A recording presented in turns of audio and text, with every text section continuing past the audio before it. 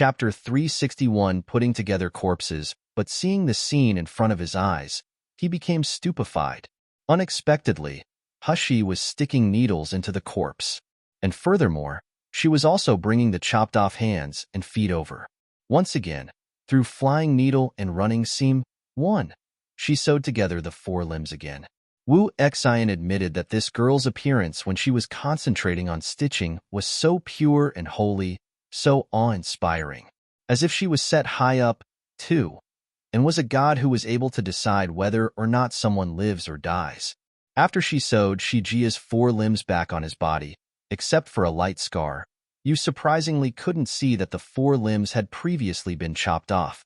But this couldn't be changed. Nail and Hushi already experienced too much stimulant ion, and she was already close to collapsing.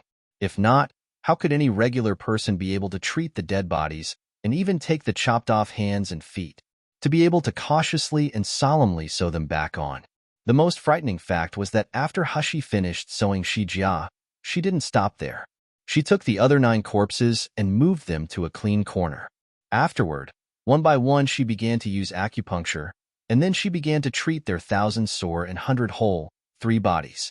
After she finished sewing together the holes in the 9th body, Wu Xian finally couldn't help but walk a few steps forward. He quietly said, "Wang Fei, these people are already dead. Please restrain your grief and accept fate." The movement of the needle in Hushi's hand didn't stop, but her long eyelashes lifted up and looked towards Wu Xian's confused face. The haughty expression his eyes looked at her, clearly looking at her as if she was someone with a mental disorder. Hushi didn't pay any mind to him. After quickly treating the injuries on all the bodies, she took out a Zijin medicine cauldron from her space. When the Zijin medicine cauldron just appeared, it was just the size of a fist. But by the time it touched the ground, it quickly became bigger and bigger. In the blink of an eye, it became a huge stove that could accommodate dozens of people. Hushi took diluted spiritual spring water and generously poured it into the stove. It wasn't until it was more than half full that she stopped pouring it in. She took a glance at the dumbstruck Wu Xian and slowly said, "If you have free time when you stand to the side, then use spiritual fire to add heat to the stove." Wu Xian stared blankly. Soon after, he felt some anger from shame. He was a grand nascent soul stage martial artist. But now this woman, to one's surprise, seemed to be ordering him about like she would to a little boy servant. Besides, these peoples have long since stopped breathing. Their whole body didn't show any signs of spiritual energy in life. This woman, repeatedly doing this, Hushi treating the corpses one by one. What is her end goal? Wu Xian forcibly resisted the urge to slap this woman. He coldly said, "Wang Fei, me calling you Wang Fei is me giving master face. It's best if you don't want a foot after winning an inch for. These people have clearly already died. You still need me to remind you several times?" Wu Xian didn't get to finish speaking when suddenly the wing of his nose, 5, shrunk and his eyes looked unbelieving. His body was as straight as a rock. His whole body didn't dare to move. His shocked gaze stared at the delicate complexion of the nearby girl. Hushi's hand held a delicate-seeming dagger. The dagger's knife blade emitted a strange, greenish-blue, cold light. At this moment, the dagger sat firmly against his neck. Seemingly, if she drew it down just a little bit more, it would cut open his flesh and allow the poison to seep inside him. Shock couldn't be used to describe Wu Xian's current mood right now. Although, just now, he wasn't completely alert and didn't have a spiritual cover. But he was still a nascent soul stage martial artist. A very minor foundation establishment stage martial artist wanting to attack him would be like a joke from a fantasy story. But unexpectedly, just now he didn't even see Hushi move. So much so that he didn't even know how she concealed her breath and figure before appearing in front of him. 1. Flying needle and running seam. Skillful needlework. 2. Set high up. She's aloof and remote. 3,000 sore and 100 whole bodies. Their bodies were riddled with injuries. 4. Want a foot after winning an inch. To not be satisfied with small gains. A similar saying would be wanting a mile after getting an inch. 5. Wing of his nose. The ala of the nose, wing of the nose, is the lower lateral surface of the external nose. Chapter 362 Alive? See, the little girl's figure was much shorter, smaller, and more delicate when compared to his. At this moment, she was holding a dagger. Raising her head to look at him, her eyes were filled with expressions of cruelty, coldness, and determination, as if he was the moles, crickets, and ants, one being slaughtered according to her wishes. His ears transmitted a pleasant, sweet-sounding voice that also held the coldness that a demon from hell possessed. I don't care who you are, my mood is extremely unwell right now. So it's best if you don't irritate me. Furthermore, don't mention the character dead again. Otherwise, I can't guarantee what actions I may take. Finished speaking, she slowly withdrew her dagger. Taking a step back, she unhurriedly said, either add heat or get lost and don't let me see you. By the time Wu Xian recovered his expression, he already gave up a big strand of his spiritual fire. That Zijin medicine cauldron had already been warmed up until it was scathing. Wu Xian was suddenly annoyed. He had always been the most level-headed, and he was able to control his emotions the best. But, unexpectedly, at this moment he had an urge to find things to ruthlessly to smash. He was a grand nascent soul stage martial artist. Surprisingly, he was threatened by a weak little girl. Furthermore, he was so intimidated by the threat that he became absent-minded, and he obediently heated the water for her. To have Wu Xian, a nascent soul stage martial artist, boil water, if this matter was spread out, the entire cultivation world would laugh at him for a whole year. Hushi no longer bothered to ensure that Wu Xian continued to heat up the Zijin medicine cauldron. At this moment, she was so busy her feet didn't touch the ground.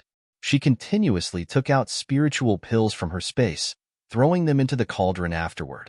It was only until the originally clear and sweet-smelling spiritual spring water changed into an ashy black that caused people to feel fear. Hushi then proceeded to take Shi Jiao along with everyone else, and one by one, she threw them into the cauldron. Under the heat of Wu Xian's spiritual flame, the medicinal juice inside the medicine cauldron slowly came to a boil. The medicinal juice seemed to act as if it had its own life, slowly climbing onto Shi Jia and everyone else's bodies. The foam wiggled and rolled around, seeping into the recently sewn-together wounds. This scene caused Wu Xian's hairs to stand on end. He nearly began to question whether or not this woman learned witchcraft. But suddenly, someone let out a faint moan from inside the medicine cauldron. A man leaning on the side of the cauldron slowly opened his eyes. Wu Xian's eyes were wide open. He simply didn't dare to believe what he was seeing. Alive! Alive! The person who had just had all 4 of his limbs chopped off, his blood was spilled all over the floor, and he no longer possessed any signs of life or breathing. Unexpectedly, this man was alive. How could this be? In this world, how could there be such a godly medical technique? Although everyone says a godly doctor could give life to a dead person, but if someone truly wanted to resurrect a dead person, that was an impossible feat. Otherwise, wouldn't this world be a mess by now? But at this moment in front of his eyes, this merely foundation establishment stage woman accomplished this feat. She allowed a dead person to come to life again. Moreover, as time went on, more and more people let out faint groaning sounds. Although their breathing was still weak, it could still be considered the breathing of a person that was living and not a puppet created through witchcraft. Wu Xian's face was filled with shock. The gaze that looked upon Hushi didn't contain the original contempt and indifference. All that was left over was respect. A woman who could rob lives, whether dead or alive, from the 6 realms of samsaric existence, too. This sort of medical expertise, didn't that mean the major poisons on Master's body could be cured by her? Thinking up to here, Wu Xian's heart was in turmoil. His attitude towards Hushi automatically became more respectful. The people, who were inside the medicine cauldron, had just slowly opened their eyes. When they saw Hushi, they couldn't help but cry out in surprise. Miss? Chapter 363, Who is it? They were able to feel an ache in their body and their hearts beating in their chest. Seeing that they were still alive, many people couldn't help but begin crying. When Shi Jia saw Hushi, he felt ashamed of himself. Such a large man cried until his eyes turned red. Miss, forgive us. It's us that's useless. We were unable to protect Wet Nurse Chun and Xiaoli well enough. Thinking about how Wet Nurse Chun was unable to be revived, sorrow flashed through Hushi's eyes. Her ears seemed to still hear Wet Nurse Chin's deeply concerned and nagging voice. But she has already forever lost this warmth. Taking a deep breath, Hushi masked the sadness on her face and softly said, "You've already done very well. As far as I'm concerned, as long as you're able to live on, then you've already done very well." After Hushi said these words, the remaining large guys that were holding back tears couldn't help but cover their faces and began to boo-hoo one and cry. It was Mist that gave them a completely new life, allowed them to cultivate, and allowed them to experience a much easier and cozier life when compared to normal martial artists. Mist gave them so much, but they had never done anything for Mississippi. Now, they couldn't even properly protect the tiny bee courtyard. Wet Nurse Chun and Xiao Li wastes like them deserve to die. But not only did Mist not scold them, she also tried her hardest to bring them back from death's abyss and said that all they needed to do was continue staying alive. This great favor, this type of trust, a torn body and crushed bones, too, wouldn't be enough to repay it. Even repaying generation after generation wouldn't be enough. Seeing this group of large, tough men crying like this, Hushi couldn't help but let out a sigh. "All right, stop crying first. Tell me, who was reckless enough to attack this place? And where is Xiaoli?" At once, Shijia said, "We also don't know who attacked this place. But they kept telling us to hand over Shiyu, godly Dr. Shi. All along, Xiaoli Gunyang III was protecting Wet Nurse Chun. We wanted to let Wet Nurse Chun and Xiaoli leave first, but our strength was not equal to theirs." Shijia hadn't finished speaking before Zhang San's weak voice sounded out. "Miss, I heard that Xiaoli was taken away. They also said they wanted to leave a brief note in the central room, telling you to bring some extinct skill to bring the person back." Shijia and everyone else's injuries were extremely serious. Against all common sense, they were able to continue living on because Hushi had previously given a body-strengthening pill for them to eat. So, by the time Hushi came to treat them, she was able to retain their lives. Everyone else in B Courtyard died. Only Zhang San was able to preserve his life. Zhang San, this fellow, had always been very astute. After receiving an attack, he took some corpses to cover his body with and pretended to be dead. Chapter 364 My Own Hatred. Naturally, I have to take revenge for myself. Ji Sheng Hall. Very good. Ji Sheng Hall. Hushi's body released an ice-cold loftiness. The gloom in her eyes extinguished, just like a ghost. "You guys recuperate well. Without my order, you can't leave this medicine cauldron." After she finished speaking, she turned around and quickly walked away. Sure enough, on a table inside the central room there was a piece of paper. On the paper there were arrogant words written on it, "A Shiyu. If you wish to save little Gunyang, then before Zishur 1 time today you must go alone to the eastern outskirts of Yanjing City. Once you reach there, head to the residence that's 3 li to the north. If you pass the time, or you notified Hell King to bring people, then you'll see us peel some skin off of little Gunyang.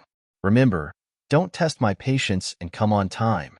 When Hushi received the paper, the weak piece of paper turned into ash in her hands, dispersing onto the ground. Outside, the color of the sky was slowly turning darker and the sun had already completely disappeared from the horizon without a trace. Hushi didn't hesitate any longer. Turning around, she began to walk towards the outside of the room.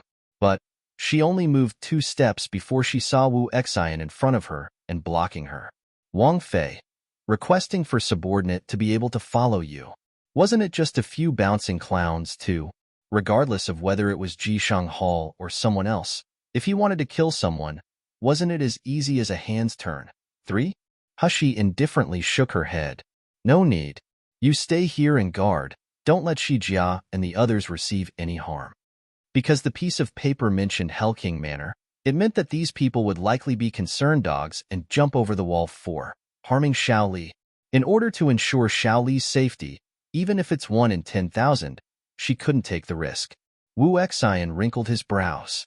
This subordinate's responsibility is to protect Wang Fei, let alone with the fact that these people's strengths can't be small if they dare to provoke Wang Fei. For Wang Fei to go into the tiger's den alone, if any mishap happens, then what does this subordinate explain to Wang Ye? Hushi sneered and slowly said, "The people they injured are my people. This is my, Nail and Hushi's, hatred. Since it's my hatred, I naturally have to take revenge myself. Moreover, the revenge has to be slow. I'll let these people clearly understand what type of people they shouldn't provoke. They will pay a terrible price." Hushi looked at Wu Xian and suddenly softened her voice. "Just then, thank you for helping me at fire. Now, I ask you to guard this bee courtyard. After all, this is a warrior at nascent soul stage. Others would agree to light their own fires and protect themselves. No matter whose order it is, this sort of emotion must be obeyed." In a daze, Wu Xian stood where he originally was. For a moment, he didn't know what to do. Just then, Wang Fei was thanking him, asking him. Clearly, he was just a low-level martial artist. But hearing her say words of appreciation, Wu Xian had a type of indescribable feeling of being overwhelmed by a superior 5. Originally, he decided on a plan to not let Wang Fei take any risks. Under these cold, as ice and frost yet bright, resembling star eyes, for a moment he was unable to say no. Wu Xian let out a low sigh, covering up the embarrassment and strange appearance in his eyes. After muttering to himself for a moment, finally, he took out a jade slip from his storage ring and handed it over to Hushi, asking Wang Fei to carry this jade slip on her. In the time of a crisis, Wang Fei only needs to pinch it into pieces, and it can block all nascent soul stage martial artists' full-strength blow. And once this jade slip has been broken down into pieces, this subordinate will immediately get notified. The first thing this subordinate will do is rush to Wang Fei's side. Hushi was faintly startled. Soon after, she reached her hand out and took the jade slip, sincerely saying, "Thank you." Finished saying this, she no longer hesitated. Dodging around Wu Xian, she quickly left the courtyard, leaving on her flying sword. At 1 Zisher, time between 11 p.m. to 1 a.m., 2 bouncing clowns. There, Ji Sheng Hall, fools, he, Wu Xian, doesn't take the threat seriously at all. 3. As easy as a hand's turn. Something that doesn't require much effort. 4. Be concerned dogs and jump over the wall. To be driven to a desperate action. 5. Feeling of being overwhelmed by a superior. He feels humbled.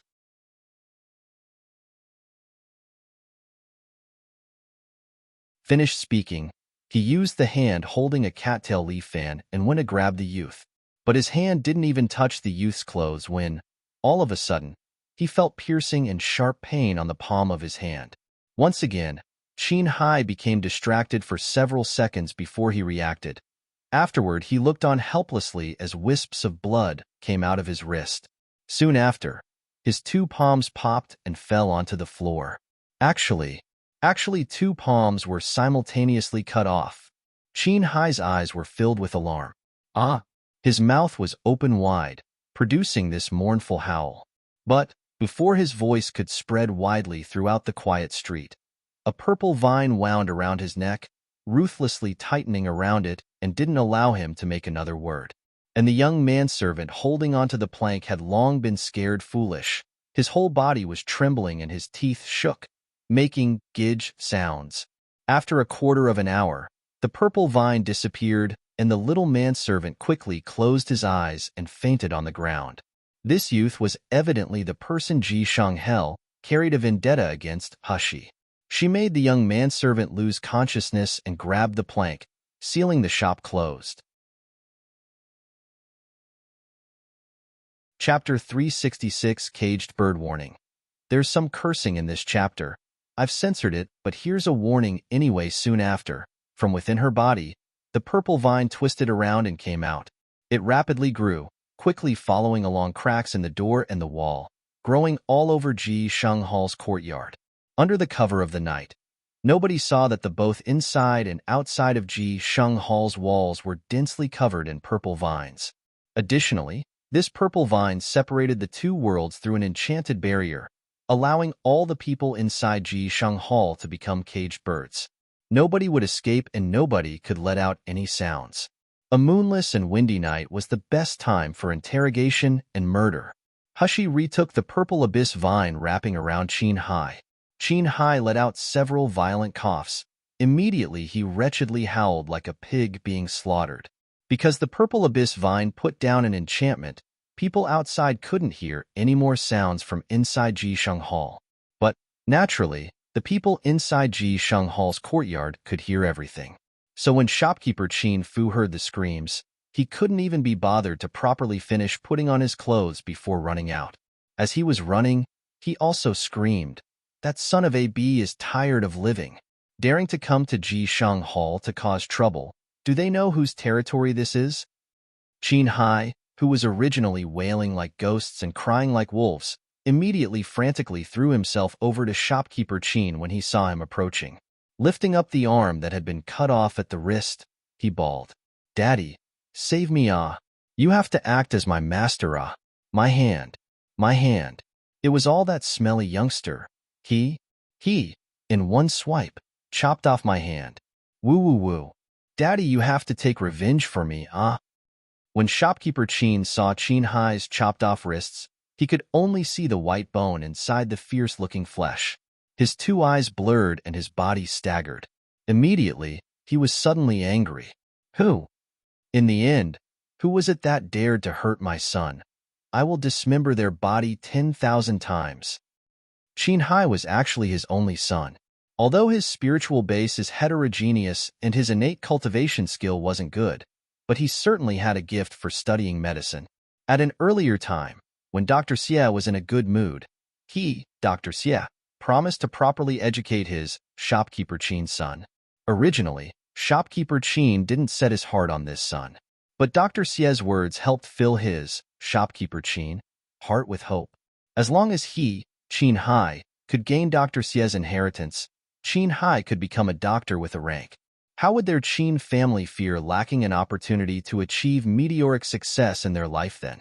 In the blink of an eye, when shopkeeper Qin was thinking about his beautiful dream, his son's two hands had been cut off at the base. What was the use of a low-level martial artist whose hands had been cut off? Could they study medicine? Could they practice magic? Absolutely not. His sole son was now a waste. Thinking up to here, shopkeeper Qin was seething with anger, and Qin Hai was filled with more pain and more hate. Pointing towards the direction Hushi stood in, he bawled, "Daddy, it's him. It was him who suddenly barged into the store. All I did was ask too many questions, so he chopped off my hand. Woo woo woo. Daddy, you must take revenge for me. Let this son of a bee's 4 limbs get completely chopped off by me, ah." Shopkeeper Qin turned to face Hushi, who was sitting on the great master's chair. But when he looked at her, he got scared and jumped. He merely saw the faint yellow candle flame reflecting upon an exquisite, snow-white face that resembled porcelain. At a glance, it could be seen that this was merely a weak, untouched youth. Even more so, it was a handsome youth that had refined and beautiful facial features. But this youth's 2 eyes were deep, filled with icy coldness. Merely just looking at you with those eyes would cause someone to feel as if they were in the 18th level of hell or within some snow, unconsciously causing someone to shiver from head to foot. Chapter 367, It Was You Guys Who Dared? Additionally, there was also the imposing manner that emitted out of him. Clearly it was a weak body, looking at people from far away. But it was as if he could crush ants without any extra trouble, causing shopkeeper Qin felt an unspeakable feeling of fear. He stumbled backwards a step and his voice trembled. "You? Who are you? What do you want to do here?" But just after speaking this, he suddenly discovered that this imposing and astonishing youth was merely at foundation establishment stage. At first, shopkeeper Qin was shocked. He found it hard to believe. Soon after, he felt ashamed, which turned into anger. He was scared by a youth at foundation establishment stage. Although shopkeeper Qin himself was also just at foundation establishment stage, Jisheng Hall had numerous bodyguards. Among these, there were no lack of experts at Meridian stage. For himself to be scared out of his wits by an insignificant youngster at foundation establishment, if this matter was spread out, Other people would laugh until their teeth fell out. Thinking up to here, shopkeeper Chin suddenly felt irritated. Facing towards the bodyguard behind him, he shouted, "You group of wastes, what are you doing still distractedly standing there? Did you not see this son of AB injure my son? Still haven't given it to me? Let her be chopped up into a pulp. Whoever gives higher revenge and gives me an inch of her hand will be rewarded with a replenishing spirit pill by me." Saying this, shopkeeper Chin's sinister and resentful gaze looked towards Hushi and coldly said, "Nothing more but an insignificant foundation establishment stage martial artist. You had the courage to come and provoke Ji Sheng Hall. Today we let you enter with your life, but you won't leave here alive."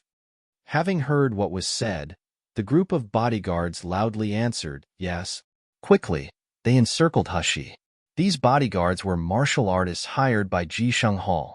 The lowest level martial artist was at high-rank foundation establishment stage. Hushi was merely an insignificant and weak youth at foundation establishment stage. How could they be compared? They didn't attach any importance to Hushi. So much so that they didn't even take out their flying swords. Instead, they took out regular swords in passing and turned to rush towards Hushi. After all, regular swords weren't as sharp. So, when cutting a person it would cause the recipient to feel more pain and more torment. They believed that this method would cause this youth suffering and make him cry out in anguish. This would let shopkeeper Chin feel some satisfaction. Hushi looked at the people who encircled her, and her eyes held no interest in them. So much so that her mouth evoked a faint, smiling expression, as if she were looking at a group of dead people. But very quickly, the smiling expression on her face morphed into a cold killing intent after looking at the waist of the head of the bodyguards. She just saw that the male was no more than 30 years old.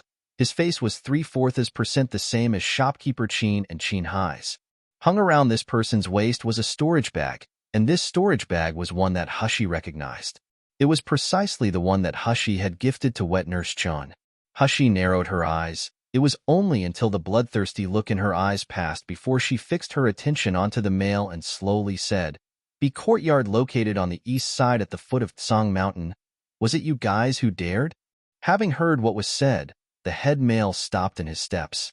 He and shopkeeper Chin turned to look towards each other, laughing out loud. I was still wondering where such a rash youth came from. Unexpectedly, you rushing over to provoke my Ji Sheng Hall was originally for revenge. Shopkeeper Chin narrowed his eyes. With a grave expression he said, "Why would you come here?" "Thanks. Was there not a slip of paper left telling you to go to the residence in the eastern outskirts?" Could it be that the youth standing before him was the brilliant genius Dr. Shi that Dr. Xie told him about? Why would he come to Ji Sheng Hall? Wasn't he supposed to go to be courtyard in the eastern outskirts? Dr. Shi and the others had already set up a good trap. They were just waiting for her to walk into it. Only, it didn't matter if she didn't go to be courtyard in the eastern outskirts. It was no problem if she came here as well. Chapter 368 Brutal Killing. A greedy smile showed on shopkeeper Chin's face. As long as he could capture this youngster in Ji Sheng Hall, then how could Dr. Xie not acknowledge the situation? At that time, he, Qin Fu, wanted to fish up advantages. How was this not as easy as a hand's turn? Thinking up to here, shopkeeper Chin immediately loudly said, "Don't kill this youngster. Catch him alive." Qin Hai didn't dare anymore after shopkeeper Chin said this. At this moment, although the bleeding in his hand had stopped, there were still bursts of sharp pain that tortured both his body and mind. His whole heart was filled with loathing. To add on to the fact that his hand had been broken, this was equal to the fact that he would no longer have a future after this. How could he agree to leave the matter at this? "Daddy, didn't you say that you wanted to give me my revenge? Why would you let this smelly youth get away?" Shopkeeper Chin didn't pay any mind to his son. Instead, he smiled evilly towards the head male. "Offing, I only care if his life is left. As far as whether his hands or feet are broken, it doesn't matter to me. When you start, pay attention to this."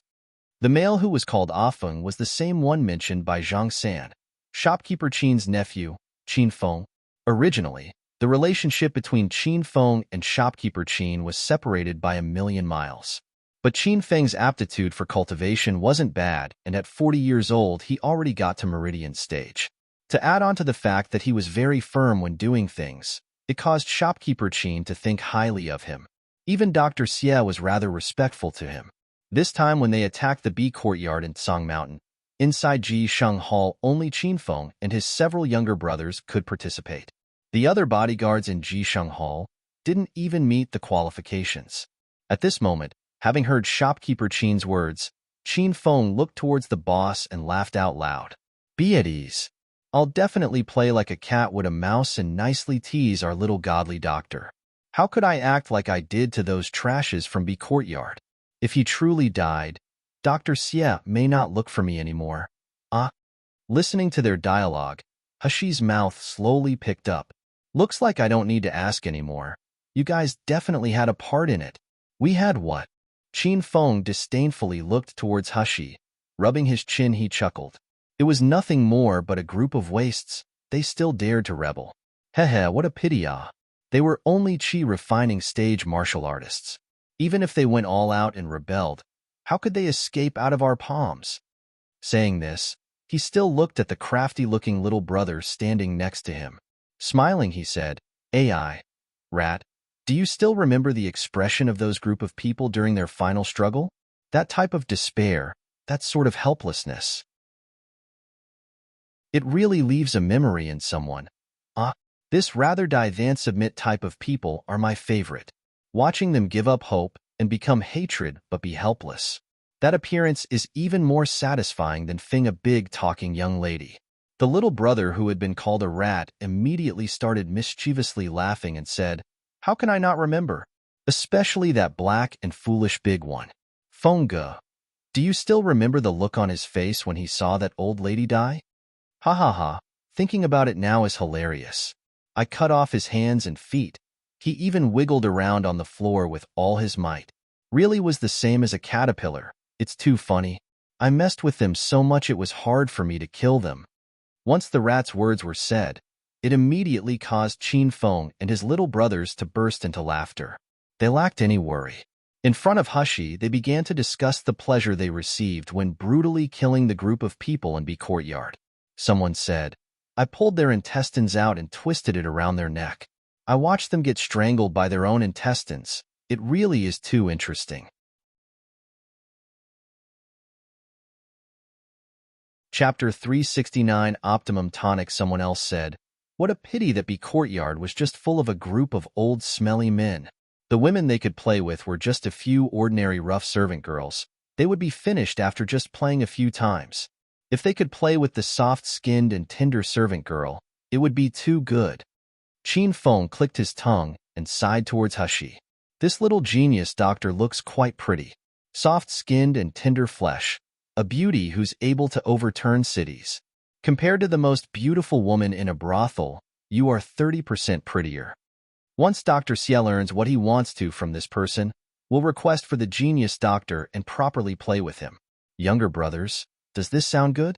After all, today we captured him. This is an achievement. Everyone burst into laughter again. Even the other bodyguards of Ji Sheng Hall were influenced by this atmosphere. Towards Hashi, they kept adding more disdain and ambition. Hashi actually softly laughed. She didn't shallowly sneer. Instead, she enchantingly smiled like a demon. She softly and slowly said, good, very good. Qin Feng was momentarily lost in her smile, and he became distracted.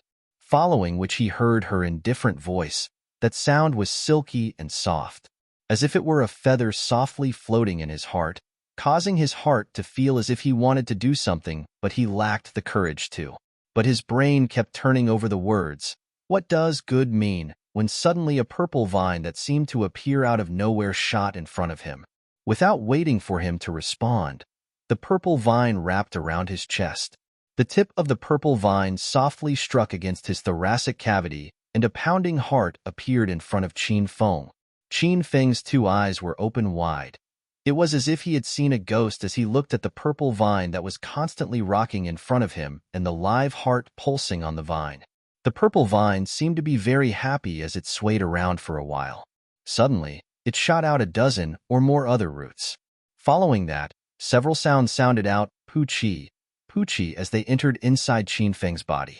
Qin Feng only felt a burst of violent pain rack throughout his entire body. Throughout his entire body, there were numerous purple vines inserted inside, but not even a single drop of blood could be seen flowing out. Moreover, what was even scarier was that within his body all the blood was draining away. No, it wasn't draining away. It was those dozen or more purple vine roots that were swallowing it. Ah, save me. Qin Feng let out a hoarse yell, but when it came out of his mouth, it was so damaged that nobody could hear it clearly. Additionally, the heart in front of him was still swaying about. The purple vines suddenly rolled up. That heart let out a pong sound before abruptly exploding open. Afterward, it was completely absorbed by the purple vine. Qin Feng felt cold from head to toe. Up and down his whole body, he felt bursts of chilly and acute pain. Then, he looked on helplessly as his skin slowly turned old and shriveled up. What was left was just a layer of skin to wrap around the bone. Pong! Loudly sounded. The purple abyss vine had already thrown the completely sucked dry Qin Feng onto the floor. It swayed as it returned back to Hushi's side. The leaves on the vine continuously moved around, letting out rustling sounds.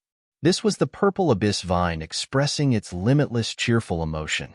Compared to spiritual energy and magical energy, the thing it loved to do the most was suck up human blood. Martial artists, in particular, had spiritual energy in their blood, which was the optimum tonic for it.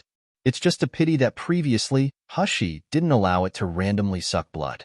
Adding on to that, the spiritual energy was very abundant in Hushi's space, so it wasn't often hungry.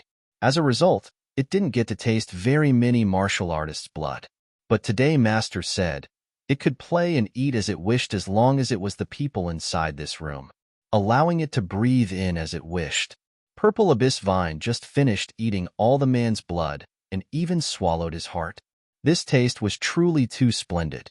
I can foresee how this may cause some issues if she allowed this before. Haha.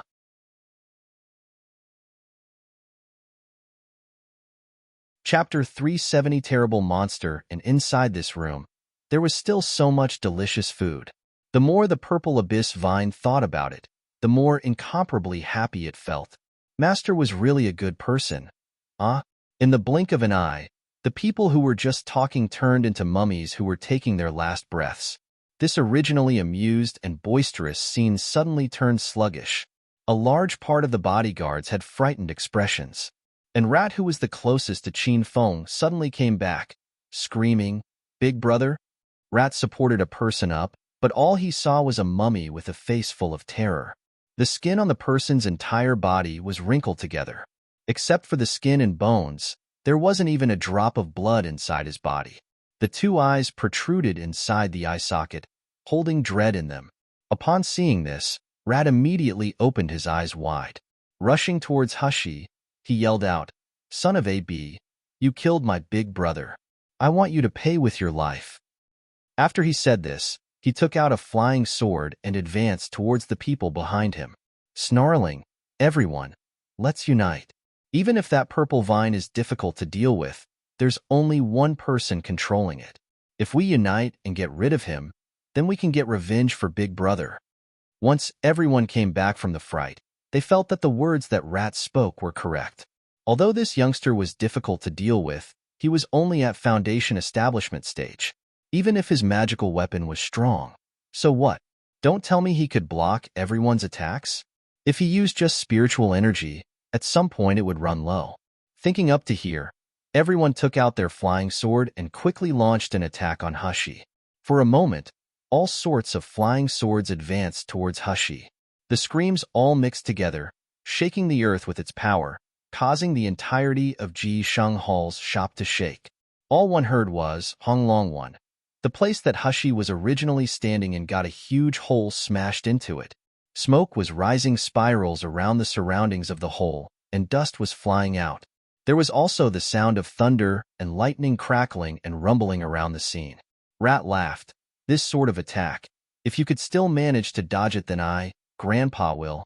After only saying half his sentence, his voice suddenly came to an abrupt stop. His face showed disbelief and alarm. The youth's leisurely and slow voice sounded in his ears, but it sounded as if it was coming from hell. I escaped. What will you do? Hee. You can only die miserably. After the voice fell, Rat's entire body was rigid. Unexpectedly, he was unable to move even one step. The other bodyguards in Jisheng Hall were the same as well. It was as if someone cast a body-freezing spell on them. They couldn't move an inch. These bodyguards' faces were filled with fright. When they looked at Hushi, it was as if they were looking at a terrible monster. Clearly, the youth in front of them was only at foundation establishment level. How could he cause them to not even be able to move an inch? Don't tell me that he's a ghost? But if they all just looked at each other, they would discover that at the back of each of their heads was a tiny silver needle. It was just that these silver needles had a large amount of spiritual power in them. This caused their dantians to stop circulating and the blood in their vessels to stop flowing, causing them to be unable to move or use their spiritual energy. The purple abyss vine was twisted around Hushi's arm. Her fair, white fingertips softly poked at its vines. Towards the people who were unable to move, she faintly smiled. I never liked a sloppy job.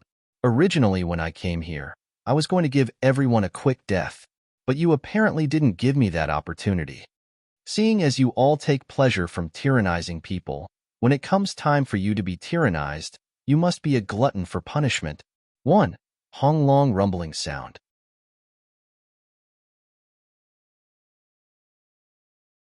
Chapter 371 Rest in Peace. Rat's heart was filled with alarm, but he still loudly shouted, You! In the end, what did you do to us? If you dare to kill all of us, the people behind us won't let you go. Hushi raised her hand and suddenly, the medicinal pill in her hand flew out. The pill landed in Rat's mouth and soon made its way down his esophagus. Seeing as you're so noisy, it seems like you can't wait to often feel the feeling of being tyrannized. You can be at ease. I'll satisfy you. You! What did you give me to eat? Rat didn't get to finish speaking before he suddenly let out a mournful and miserable cry. His entire body resembled a small shrimp curling up on the floor. The other bodyguards watched as Rat's complexion turned purple. The corner of his mouth was overflowing with blood and foam, so much so that they even thought that Hushi had fed him a highly toxic pill. Just when they were scared witless, they suddenly heard Rat let out a heart-wrenching and lung-tearing scream. He suddenly seemed to go crazy and frantically began clawing at his stomach. In the blink of an eye, he seemed to manage to claw open his stomach. After, he took out all of his internal organs. But this didn't seem to be enough. After taking out all of his intestines, Rat's face was still filled with suffering. He began to use his own 2 hands to pound his legs, hitting the joints, until finally, he took a flying sword and chopped his own 2 legs off. He kept saying, Don't bite me. Don't bite me. Everyone became stupefied seeing the scene in front of them. Obviously, all he had eaten was a pill. Yet this martial artist, who was at the peak of foundation establishment stage, seemed to have gone insane. He cut open his own stomach, cut off his own 2 legs, and repeatedly rammed the joints in his arms into a wall. Even after his bones let out a ka-la-la sound, he still didn't stop. This scene was truly too terrifying. The eyes of the other bodyguards no longer contained hostility and fighting intents. All that was left was desperation. On the other hand, the purple abyss vine was incomparably happy. After receiving Hushi's approval, it quickly rushed over to Rat's side and completely swallowed his flesh. In the blink of an eye, this hellish scene faded away without a trace. It was as if the previously miserable scene didn't even occur in the first place. But the scattered skeletons on the floor and howls of grief echoing in their ears allowed everyone to understand that what occurred just now wasn't some nightmare. From start to finish, Hushi's expression was calm. So calm it was close to coldness. It was only until Rat completely stopped breathing that Hushi lightly threw the medicinal pills in the air. Mildly smiling, she said, Let me take a look. Who should be my next victim? Jisheng Hall's bodyguards all simultaneously widely opened their eyes and let out GG sounds while shivering. This youth in front of them wasn't human at all. She was a devil, a ruthless spirit who crawled out from the depths of hell, After an hour, inside Ji Sheng Hall's main shop, over a dozen bodies have been disorderly put to rest. 1. The purple abyss vine had eaten until its vine was smooth and round. Swaying and wobbling, it was almost unable to fly. And of those dozen or more bodies, not one hadn't become a mummy with no flesh. In fact, each of those bodies were left with wide-open eyes. Each and every pair of eyes were filled with terror and suffering, as if dying still hadn't been able to free them from feeling desperation. If a woman with less guts was viewing this current scene, then there was a chance they would be scared so much that they wouldn't be able to sleep for several months. But as Hushi looked on, her heart didn't move an inch. All she did was blink her eyes a few times and slowly said, "Wet Nurse Chen, you can rest in peace. Hushi has already gotten revenge for you." 1. Over a dozen bodies had been disorderly put to rest. I believe that the scene was basically just a pile of dead bodies randomly put about.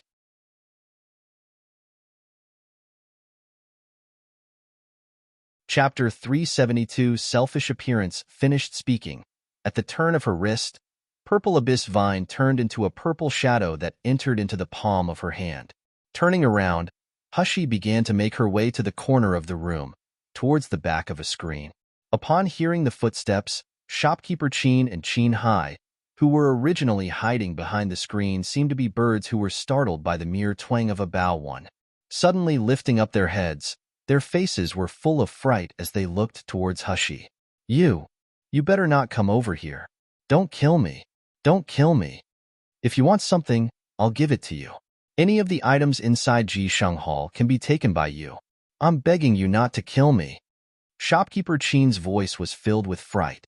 Thinking about the anguished wailing of those bodyguards when they were at death's door, he was truly scared.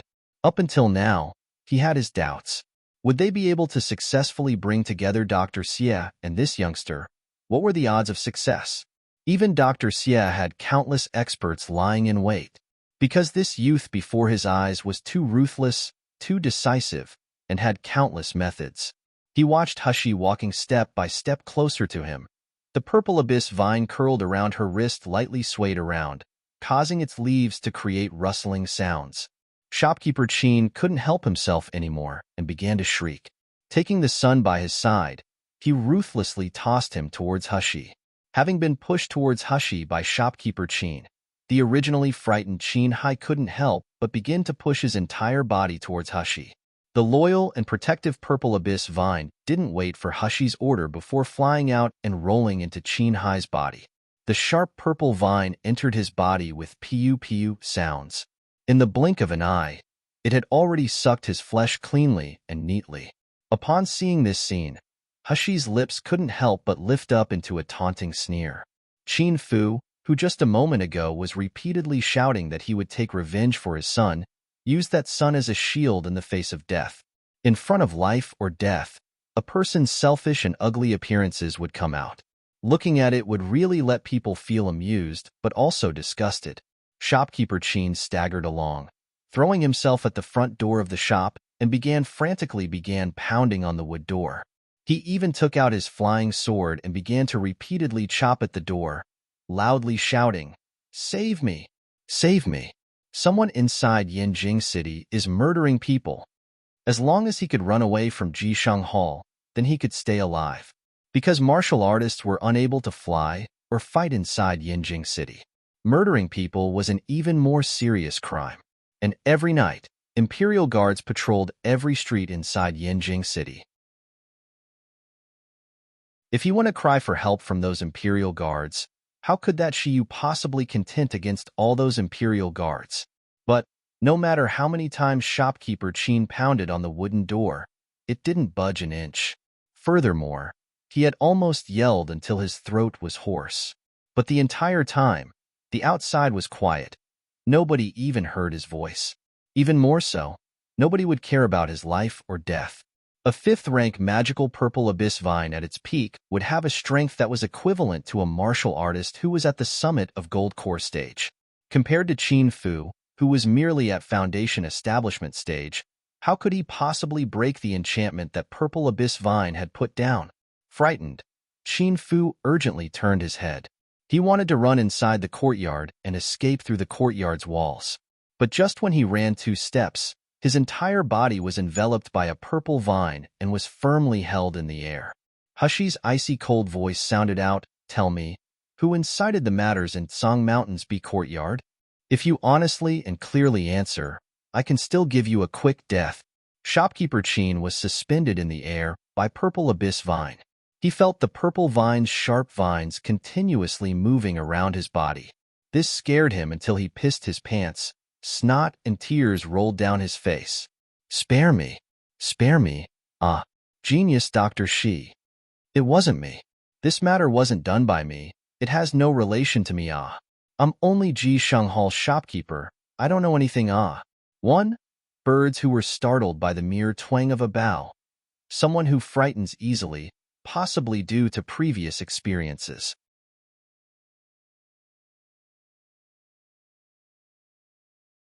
Chapter 373, Eastern Outskirts. Other courtyard. Hushy's mouth lifted into a faint smile. "Don't know?"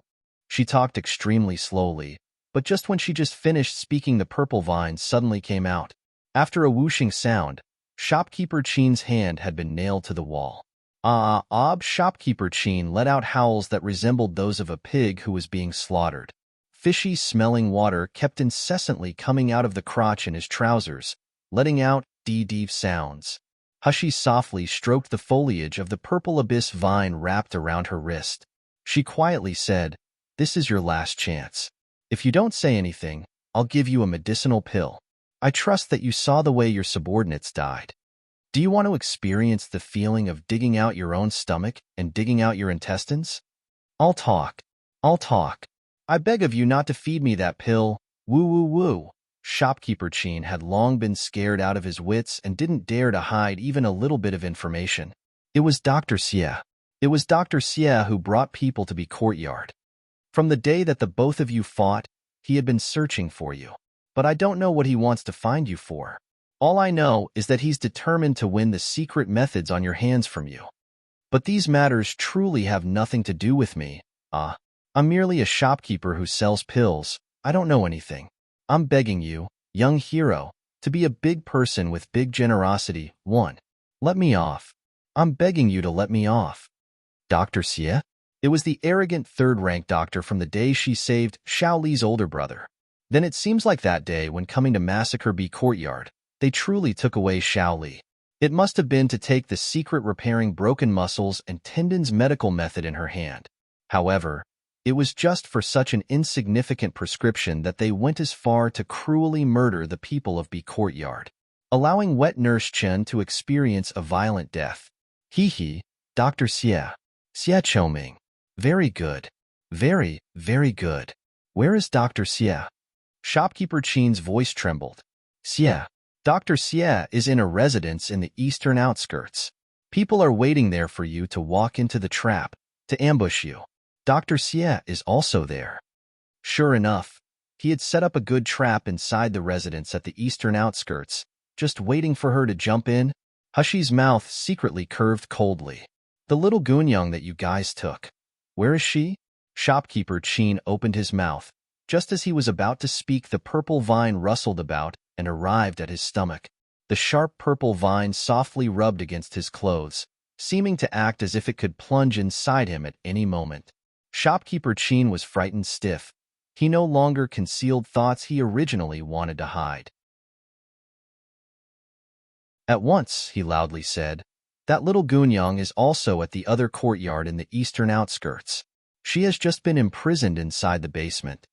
That basement is very well hidden. If the person wasn't one of our men, they wouldn't be able to find the entrance, no matter what." "She has been imprisoned inside the basement?" Hushy knit her brows. The purple vine followed along with her mood and softly trembled up and down. Shopkeeper Chin's body continually kept shrinking backward, wailing, "Genius Dr. Shi, I have the map for the residence in the eastern outskirts in my hand. It even has the entrance to the basement on it. I'm willing to hand over the map of the residence as well as the method to getting into the basement to you. I only beg of you to spare my life. I beg you to spare my life."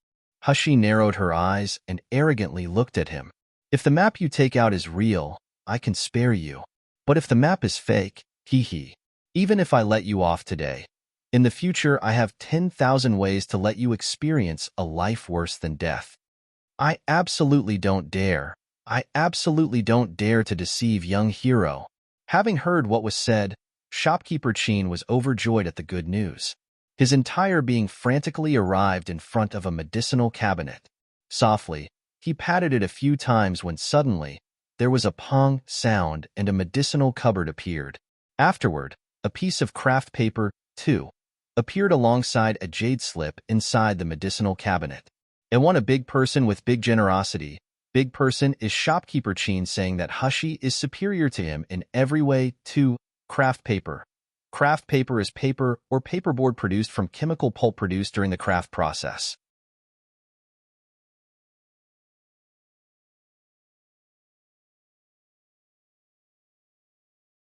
It was the voices of the little manservant who had lost consciousness and the innocent part-time workers. Their shrieking attracted the attention of everyone nearby, including the Imperial Guard. But upon seeing the miserable scene, everyone couldn't help but hold their breath and feel a chill going up their back. Every one of the corpses were nothing but a thin layer of skin covering bone. Each one had wide-open eyes that were filled with fright. This allowed the medicinal hall that was used to save people turn into a place more frightening than hell. One after another, everyone was trying to guess who was so vicious and merciless, who was so reckless and bold, even going as far as to completely massacre Ji Shanghal's family in front of the Imperial Guard. In addition, they were also able to escape without a trace. At this moment, Hushi, the ruthless murderer everyone was spiritedly discussing, had long since arrived at the eastern outskirts' other courtyard. Moreover, with the purple abyss vines concealing abilities and the map, she was able to successfully locate the basement's entrance. And 1. Made contact with blood. The person's throat would seal up. It's essentially saying that this poison is extremely potent.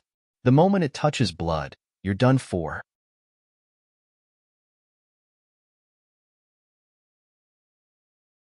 Chapter 375 Abandoned Haunted House. After leaving Jishang Hall, Hushi never stopped advancing towards the other courtyard in Yanjing City's eastern outskirts. Inside Yanjing City, you couldn't fly with your sword, so Hushi exhausted her Qinggong. At Sushi, 1. Hushi was able to see the area 3 li north of the eastern outskirts. A small, unremarkable hill sat here. An official road led up to the eastern side of this hill, but because it was night time, people on the road had long since been scarce. On the west side of the hill, there was a house that seemed to be particularly gloomy and shabby. From far away, in the dark night, one could only see a yellow piece of paper that was stuck to black painted doors. The piece of paper fluttered about in the wind whenever it blew. There weren't any decorations at the door, nor was there a plaque. Even the eaves were sunken in, exposing a fist-sized hole. The whole house seemed to have merged into one with the surrounding night. Just by looking at it would cause someone to feel a type of gloomy cold. If an ordinary person were to be walking along this official road and happened to cross this residence, they would definitely think this was an abandoned haunted house. They wouldn't have any interest in checking this house out. The white moon brocade robe Hushi was wearing had already been changed into agile black clothes. She didn't use any spiritual energy, just her Qinggong to jump over the wall. All her actions were soundless. Even the bats hanging on the eaves weren't disturbed by her presence. Using the map Hushi took from shopkeeper Chin, Hushi quickly made her way through the house. And along this road, Hushi saw many martial artists hidden inside the house. At the very least, they were at high-rank foundation establishment stage. Every one of them was holding their breath and concealing themselves in the main courtyard, seeming as if they were patiently waiting for something. What surprised Hushi the most was the fact that this entire residence was separated by a boundary. The front yard was eerie. The martial artists were all hidden in secret places, not speaking and not moving, while the backyard was filled with patrolling martial artists. At times, one could even hear their boisterous laughter and conversation. The map shopkeeper Chin gave her indicated that the location of the basement was in the backyard. This allowed Hushi to be convinced just a bit more of this map's authenticity. Relying on the purple abyss vine's unique ability, Hushi was able to quickly break through the boundary and travel through the backyard's various houses. In the time it took to burn a stick of incense, she was finally able to locate the basement's entrance, which was similar to an ancestral hall. The simple jade slip was lightly inserted into the notch at the entrance of the basement. As the basement began opening, a murky and moist smell, along with the pungent smell of blood, assaulted one's senses. Hushy's body flashed into the basement. After walking for a moment, she saw an iron door. This iron door seemed to be very thick and didn't seem to have a lock or chain. Evidently, this door needed to be opened from the inside. Hushy pushed against the door but found out that it didn't even move an inch, and the light in her eyes dimmed a little. Suddenly, Xie Chongming's harsh face flashed through Hushy's mind. The corners of her mouth raised up, and she quickly took out a disguise from her space, putting it on her face. In the space of a few breaths, the originally beautiful youth transformed into a grisly, bearded old man. Even the greedy glint in Xie Chongming's eyes was imitated to perfection.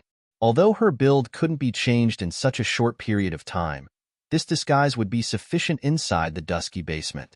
Hushy softly knocked on the iron door. Soon after, a square hole appeared on the iron door. A guard peered out of the hole, and at once, he saw the disguised Hushy's impatient face. "Why haven't you quickly opened the door? Until what time do you want me to wait here?" 1. Su Shi, a period of time between 7 and 9 p.m.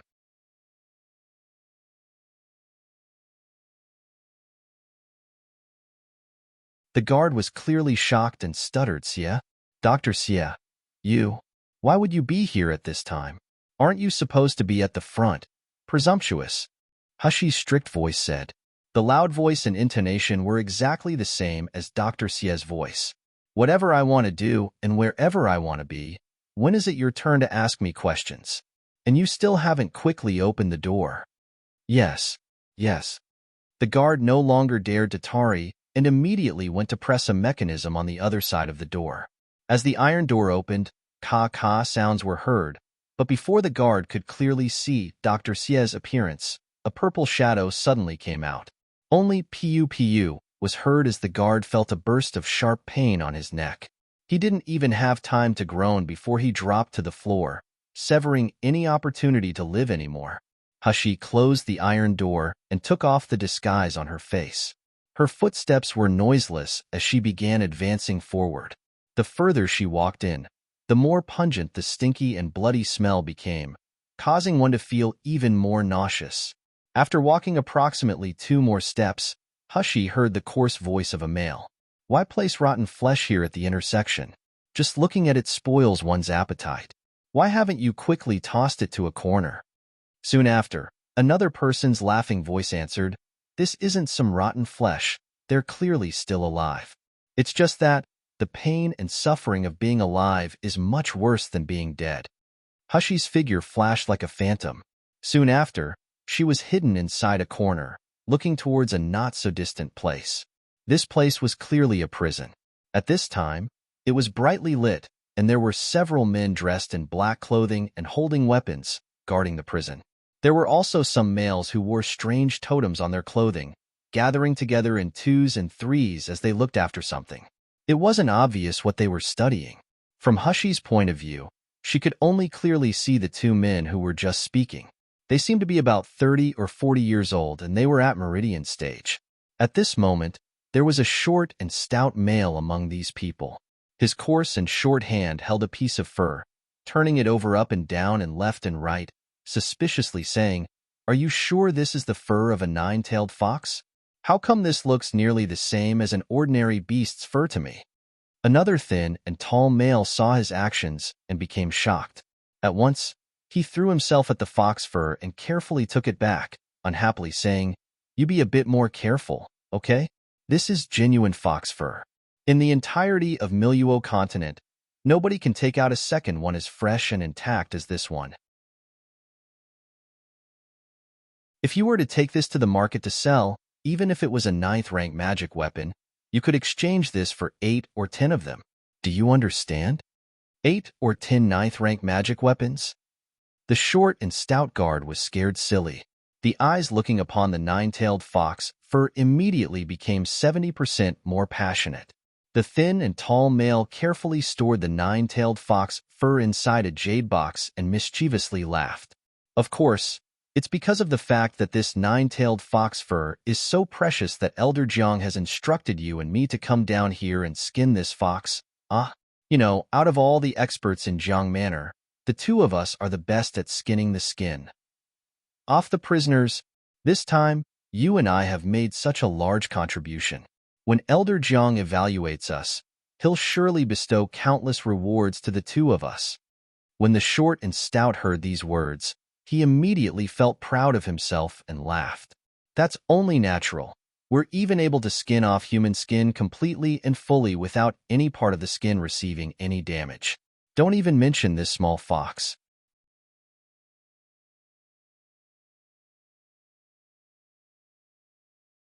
After saying this, he picked up a stick and poked the meatball.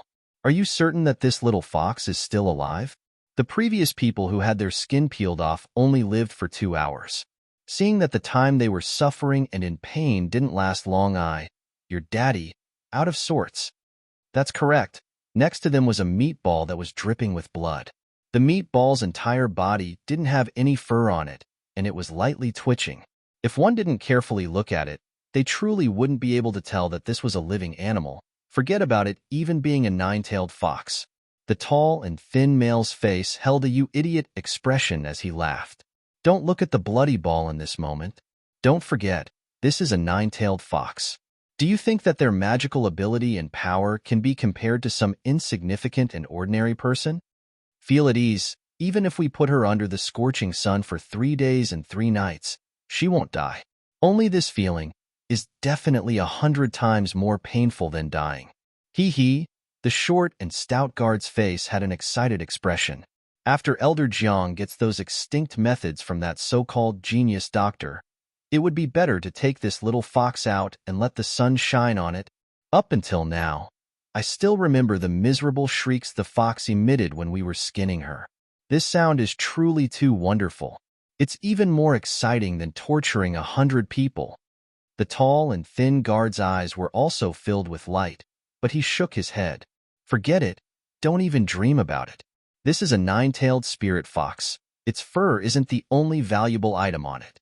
All the flesh and bones on its body are treasured objects. Elder Jiang specifically instructed that her body couldn't have any damage. If you truly tossed this little fox aside and let it die, then just wait and see how Elder Jiang will punish you. Fine. Got it. The short and stout guard's enthusiasm waned. But thinking about this little fox's origins, he couldn't help but exclaim in admiration. I didn't expect Dr. Xie's luck to be so good. The hostage he randomly took turned out to be a nine-tailed fox. Wait for that young genius doctor to be captured. Dr. Xie's achievements will turn big profits. Perhaps the entire family will even receive rewards. Can Dr. Xie's awesomeness compare to Elder Jiang's? The thin and tall guard sneered. With one look, Elder Jiang was able to tell that this little Gunyang was a nine-tailed fox. Moreover, in a short amount of time, he was able to turn her submissive.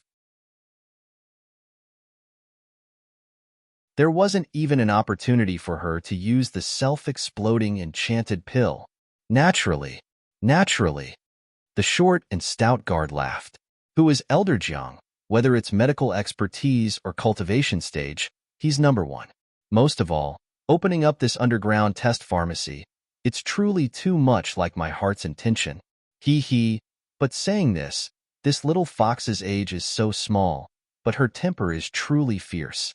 If it weren't for Elder Jiang's vigilance, she would have been able to use the self-exploding enchanted pill. If that was really the case, our entire prison and test pharmacy would be finished. Zai, this is merely a little fox who grew a tail. Unexpectedly, it's so difficult to deal with. If it were to grow 9 tails, then it would be even more difficult. The tall and thin man also had some lingering fears and shook his head. If it becomes even a little bigger, I'm not sure we can handle it. So, our luck is too good. In this world, there are very few 9-tailed spirit foxes.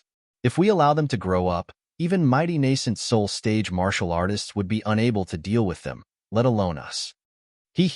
Unfortunately, This little fox has only recently changed into human form. To add on to that, it didn't run away in order to risk its life to protect the people inside the courtyard. If not, she could have run off into the mountains and fields. Based on a fox's agility, we wouldn't be able to easily find her.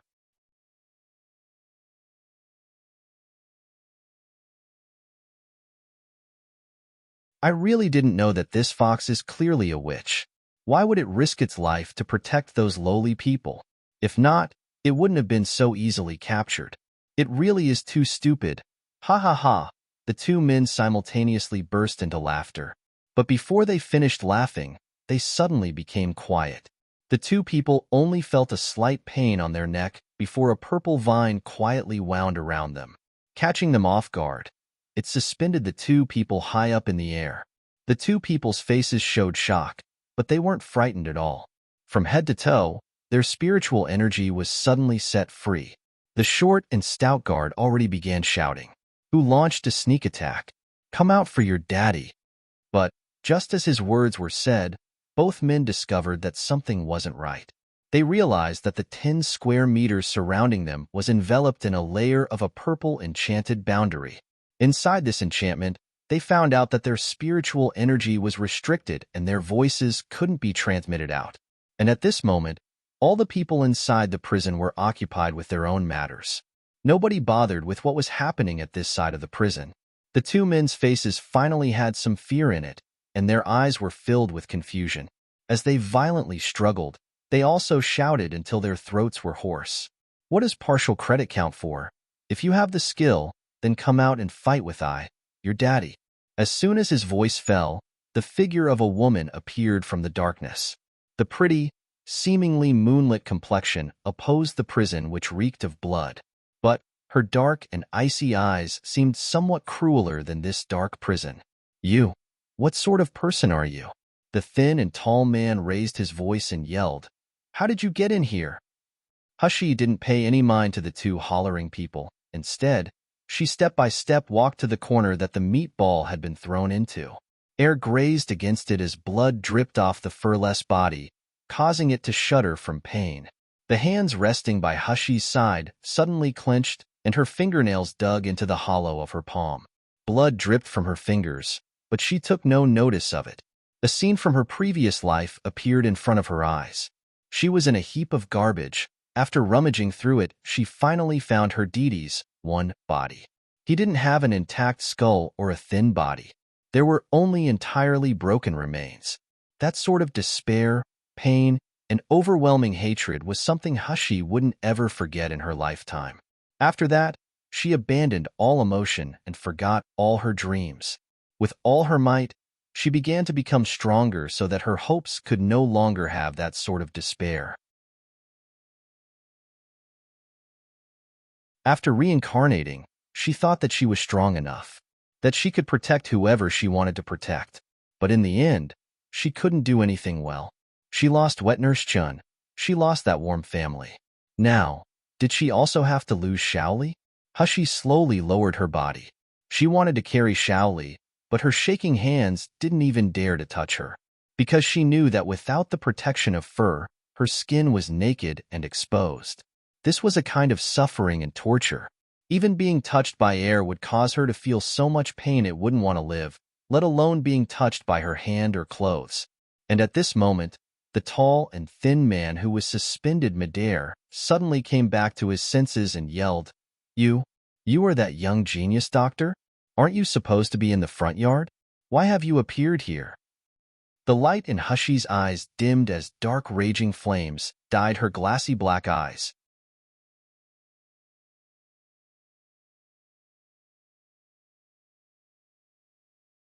She slowly stood up and looked towards the two people being suspended in the air by the purple abyss vine. "You guys are fond of skinning people, right?" The two people's faces were filled with bewilderment. The expression of the youth in front of their eyes was too excessive, causing their bones to be filled with terror, as if this youth could dismember their body into thousands of pieces by just looking at them. The short and stout man couldn't help but shout, You better not be too arrogant. Elder Jiang and the others will quickly find out about your presence." You're just an insignificant foundation establishment stage youth. Even if you have some small tricks, when you meet Elderjiang and the others who are at Gold Core stage, what use will you be? If you obediently listen and sit with your hands tied, waiting to be captured, then we can ask for leniency for you. Having heard what was said, Hushi lowly laughed. The purple abyss vine swayed around before putting the people, who were suspended in the air, back down. The two people thought she was afraid and became overjoyed at the good news. The short and stout male further raised his voice. You can be considered tactful. Wait for me to meet with Elderjiang. Certainly. Suddenly, his proud words turned into mournful shrieks, and simultaneously shouting alongside him was the tall and thin male. All one could see was the hole that the purple abyss vine slashed on the top of their heads. After their scalps were cut open, their red flesh was exposed. The two people cried in fear as they raised their heads. All they saw was Hushi slowly walking over and sprinkling some medicinal powder on their heads. After a moment, their heart-wrenching and lung-splitting wails filled the entire enchanted boundary the purple abyss vine put down. If an ordinary person heard that sort of pained shrieks, their hairs would certainly stand on end. But Hushi was incomparably calm. Even her ice-cold eyes resembling those of Azura from hell didn't change a bit. After 10 minutes passed, 2 pieces of undamaged skin appeared on the cold and moist floor of the prison, alongside 2 bloody people who were both hairless and skinless. The 2 bloody people on the floor hadn't stopped breathing yet. Their mouths were still incessantly letting out painful moans. Hushi arrogantly looked down on the 2 people and slowly said, "Don't you guys enjoy skinning off other people's skins? Now your own skin has been completely peeled off. Don't tell me that you shouldn't feel gratified?" Those 2 guards had long since already started letting out more air than taking air in. Soon, they would meet a violent death. Hushi waved her hand and beckoned the purple abyss vine. She was just about to end their lives. When suddenly, she heard 1111 suasu sounds, and without waiting for her to react, countless insects and ants came out from somewhere within the prison. They looked like black waves, going towards the 2 bloody people. In the blink of an eye, numerous insects and ants crawled all over the 2 bloody people. Some dug into their mouth and nose, others gnawed on their flesh, and some dug into their eyes only to emerge from their nostrils again. Over and over again, their anguished wailing shook the enchanted boundary the purple abyss vine placed down. Even Hushi, who was used to seeing large scenes, became more frightened than she would be seeing the scene down in the 18th level of hell. This scene shook her so much, her expression didn't return. After waiting a few minutes, the anguished wailing came to a stop.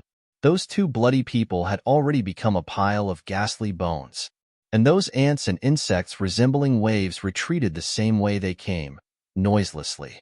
When they passed by Shaoli, they halted for a moment, but they didn't seem to have the desire to go gnaw and bite her. Instead, one after another, they spit something out of their mouths.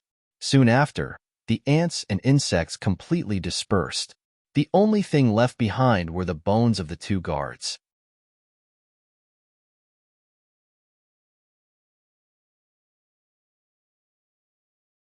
Hushi recalled Shaoli's ability to communicate with animals and guessed that these insects and ants came to avenge her.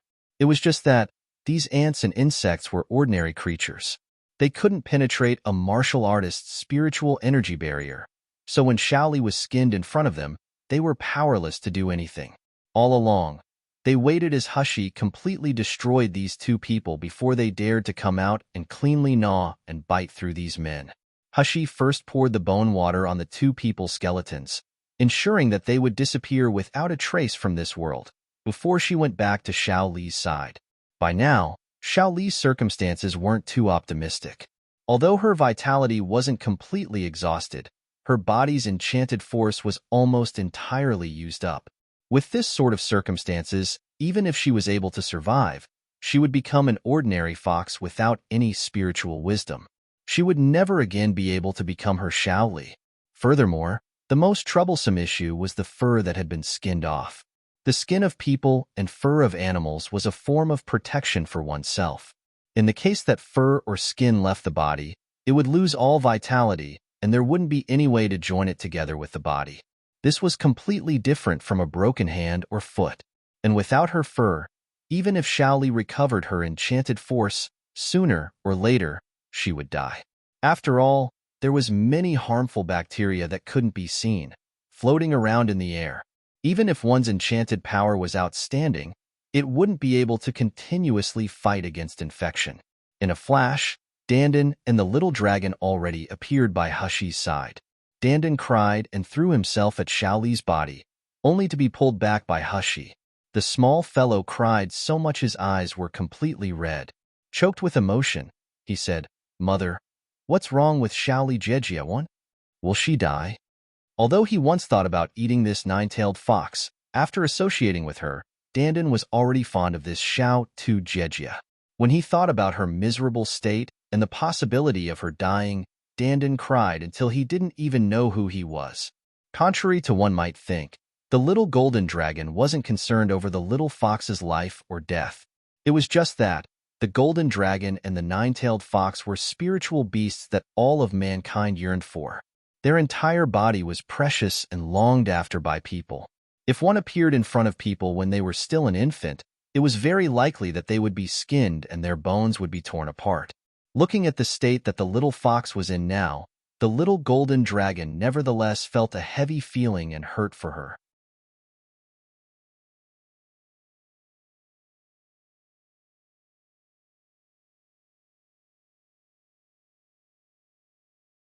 Dandan covered his face as he cried, not daring to look at Xiaoli's pained and anguished appearance. His small face was filled with concerned and frightened tears. The little golden dragon sat next to Dandan. He couldn't help but look towards Hushi with a gaze filled with suspicion. He was completely convinced that this woman didn't have the means to be able to save this little fox. After all, this nine-tailed fox had no fur, its enchanted force was half gone, and it was only at Meridian's stage. But, at this moment, Hushi's expression became steady and calm. She quickly took out medicine powders from her space and sprinkled it into the spiritual spring water. These anesthesia medicines were used to numb the nerves. Once they entered the bathing bucket, Xiaoli's cries gradually changed into moans. Only her eyes stayed the same, closed shut from the pain. Her body was still twitching intermittently. Hushi cautiously and solemnly took the fur out of the jade box. Using spiritual spring water, she carefully cleaned it. Then, under the little golden dragon's astonished gaze, she picked up a ball of yellow translucent gelatinous substance from the floor and began slowly smearing it on Xiaoli's fur. Flabbergasted, the little golden dragon questioned, What is that?" Hushi's movements didn't stop as she quietly replied, "This is nectar from the thousand-leaf flower. I saw on ancient records there was a replenishing bone and growing flesh efficacy. It's just that, according to ancient records, this flower is extinct in Miluo continent. It's said that, as long as you smear this nectar and a large quantity of replenishing spiritual energy medications, you can regrow the limbs of martial artists. Don't even mention rebinding skin and meat." Finished speaking, Hushi no longer paid any mind to the little golden dragon's astonished gaze. She took the fur, that had been cleaned by the spiritual spring water and had thousand-leaf flower nectar smeared on it, out of the spiritual spring water. Soon after, Hushi's hands began to move faster. She carefully and quickly covered Xiaoli's body with the fur, allowing every inch of the body to be completely joined together by the fur. Following that, with the flick of her wrist, 10 silver needles appeared at her fingertips. One after another, they entered each of Xiaoli's major acupuncture points. After the time it took to burn a stick of incense passed, Xiaoli's body was densely packed with numerous silver needles. And Hushi's complexion turned pale. She had used past the limit for her spiritual energy. The spiritual spring water in the bucket, for some unknown reason, began to lightly boil. As time passed, the fur that had been draped over Xiaoli's body also began to slowly truly combine together with her body. Xiaoli's originally tightly closed eyes began to slowly open, and upon seeing Hushi's silhouette, her eyes brightened. "Miss, you came back." Hushi nodded her head. "Yes, I came back." "Xiaoli, refrain from talking for now, and obediently turn around your enchanted force. Allow your body to recover. Dense pain and guilt rose in Xiao Li's eyes. Her voice trembled as she said, Miss, I couldn't save Wet Nurse Chin and couldn't save B Courtyard's people. You gave B Courtyard to me, but forgive me, I'm no good. Xiao Li, don't talk anymore. Hushi's hands tightly clenched into fists, hoarsely saying, Shi Jia and the others didn't die. I already brought them back to life. All you need to do right now is keep on living, stay by my side, and wait for your Gidge to come back. Shi Jia didn't die. Too good. At this moment, Xiao Li clearly had the appearance of a little fox as her face flashed with a brilliant smile. Mrs. Truly too awesome. I really admire you. To be able to continue and follow by Mrs. Side. I want to always follow by Mrs. Side. And Gidge, we will never separate.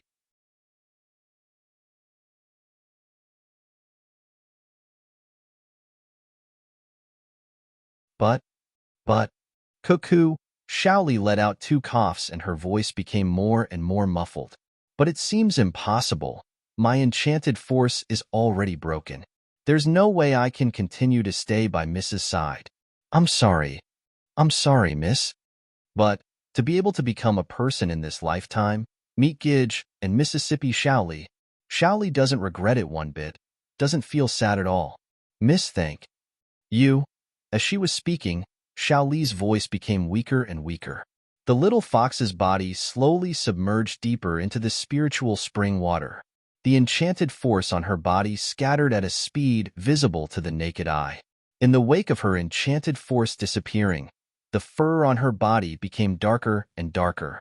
Her life's breath also gradually faded away.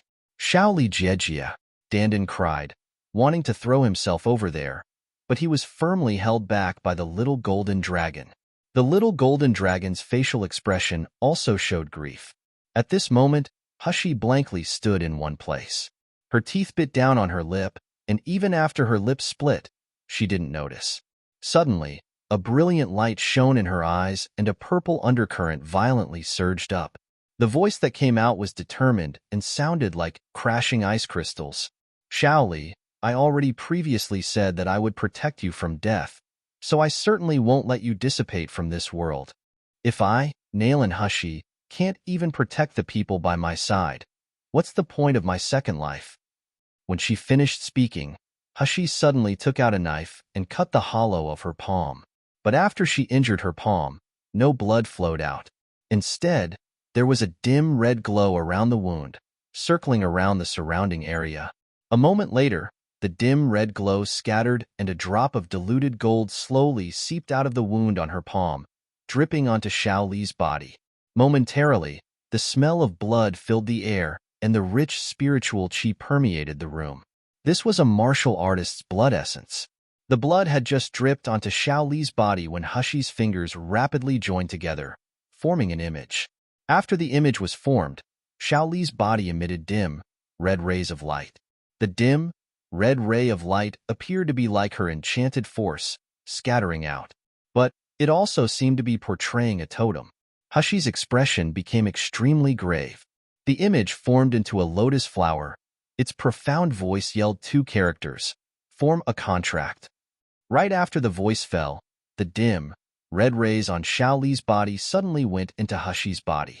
Subsequently, it slowly condensed into a little pattern that resembled the 9-tailed fox on her palm. It was just that, the pattern, very quickly, disappeared without a trace, and Xiao Li, whose enchanted force was previously completely depleted and on the verge of death, slowly received rays of light on her body. Her breaths also gradually picked up again.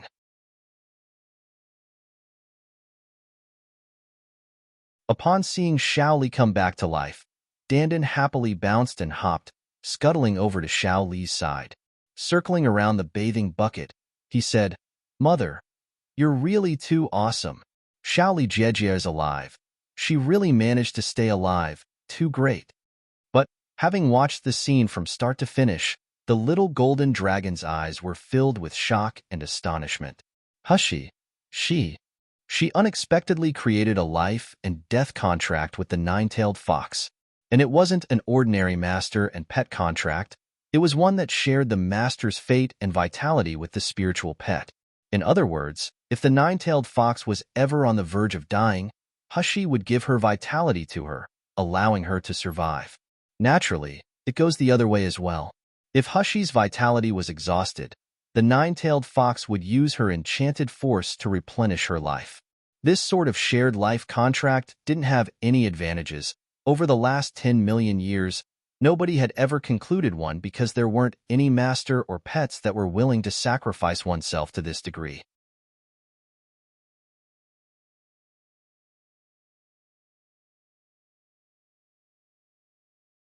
Furthermore, this little fox was clearly very weak. For Hushi and her to form a contract, it would only burden her. But Hushi did it. Moreover, she did it without the slightest hesitation. The little golden dragon's mouth opened and closed for a while, but in the end, he didn't say anything. He was incapable of comprehending Hushi's decision to sacrifice herself to this extent for the little fox. He felt an indescribable feeling. This sort of master was the type that truly deserved to have him follow them. After determining that Xiao Li's enchanted force was no longer draining and her life was stable, Hushi threw the medicinal bucket containing Xiao Li back into her space. Dandan was unwilling to go back, wrapping himself around Hushi's thigh. His little face was filled with righteous indignation. "Mother, you're going to go fight bad people, right? The bastards who acted against Xiao Li Jejia like this are simply too abominable. Dandan wants to come with you to fight against those bad people." Hushi looked at Dandan's gleaming eyes that were filled with burning rage and lightly rubbed his head. "You can rest assured. Mother will definitely make sure that group of brutes pays the proper price for their actions.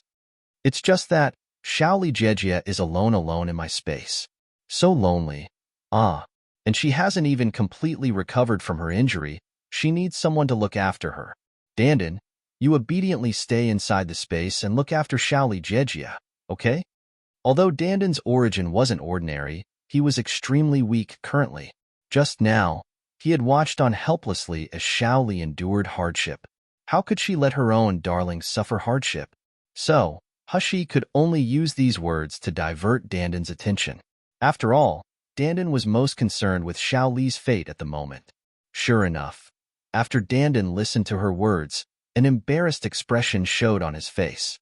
Dandan wants to accompany Xiao Li Jejia and wants to look after Xiao Li Jejia. But Dandan also wants to be at Mother's side to fight against the bad people together. The little golden dragon who off to the side and had been silent up until now suddenly said, "I'll accompany Loud One to teach a lesson to that group of bad people. Dandan, you obediently stay in the space and look after the little fox." Dandan was startled, turning his head to look at the little golden dragon. Hushi knit her brow and was just about to refuse. The little golden dragon flew into the air and promptly lifted his head up. "Don't underestimate me. Ever since I ate the divine dragon fruit, my strength has improved by a lot. Although I'm not Lauda's rival, ordinary martial artists at Foundation Establishment stage or Meridian stage are almost the same as garbage to me. I can kill them as I wish." "Lauda, you deal with the main culprits while I stay to the side and tidy up those hired thugs and hunting dogs. This is okay, right?" The words that the little golden dragon actually caused Hushi to become distracted. This fellow, whether it was inside the secret territory or outside it, liked being called by women and girls. Now, he has so honestly called her Lauda without any mocking or teasing meaning, causing her to be unaccustomed to it. But the little golden dragon wasn't wrong. This other courtyard clearly had experts inside it. If these experts were at Meridian stage, it would still be fine. But if they were at Gold Core stage, it would be difficult for her to manage fighting them when she was alone. If other bodyguards swarmed around her, even if she had an enormous amount of ability, nothing could be done to take revenge. Hushi nodded her head. "Okay, you can follow by my side. Just remember, if there's danger, immediately run. Don't pull my leg." 2. The little golden dragon's face twisted, thinking, "Benzung is a grand golden dragon who's acting as your supporting person. Yet you still suspect that I'll hold you back." This woman was simply Simply 2. AI, forget it. Who told her to be the Lauda he personally approved? The little golden dragon's face was filled with resentment. But in the end, he didn't say anything. Rather, he just silently nodded his head.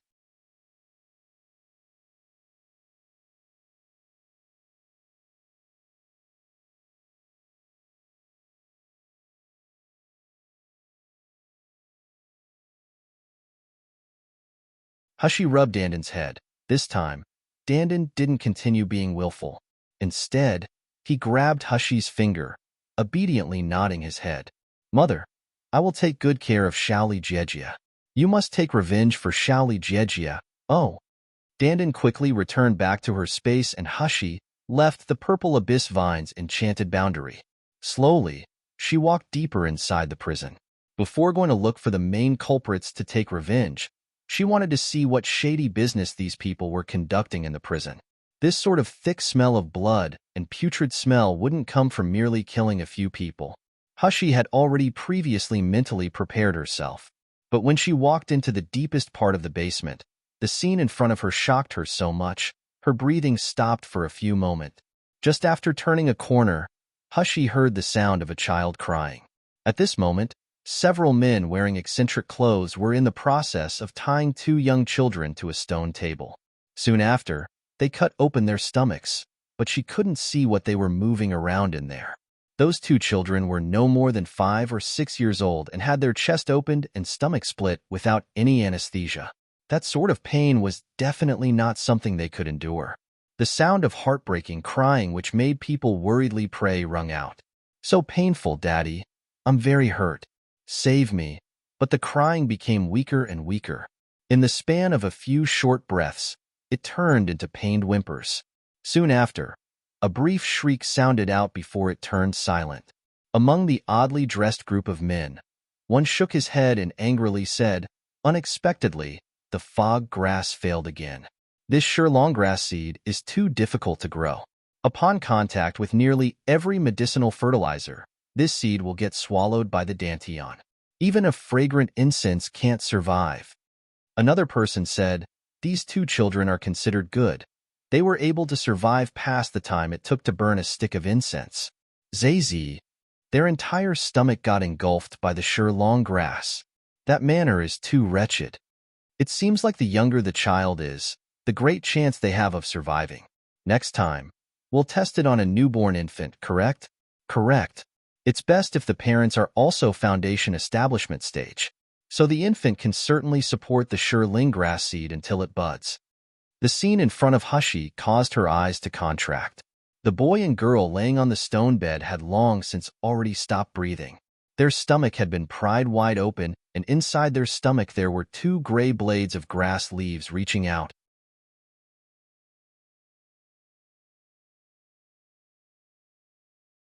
It's just that they apparently seem to have already withered, softly hanging to the side.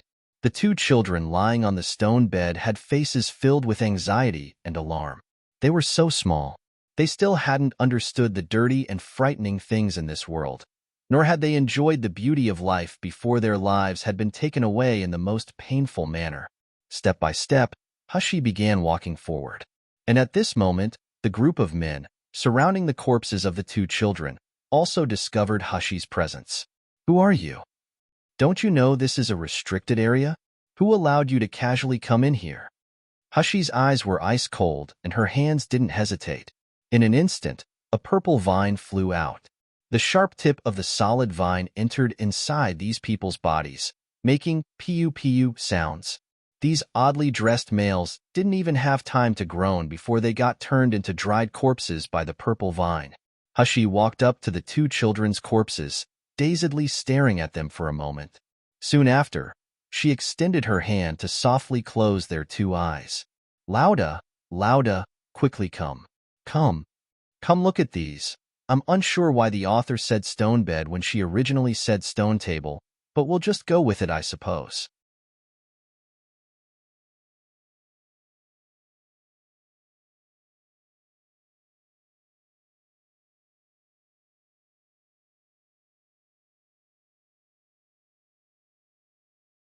The little golden dragon who had originally volunteered to clear out all the miscellaneous people in the underground prison, suddenly let out an alarmed yell.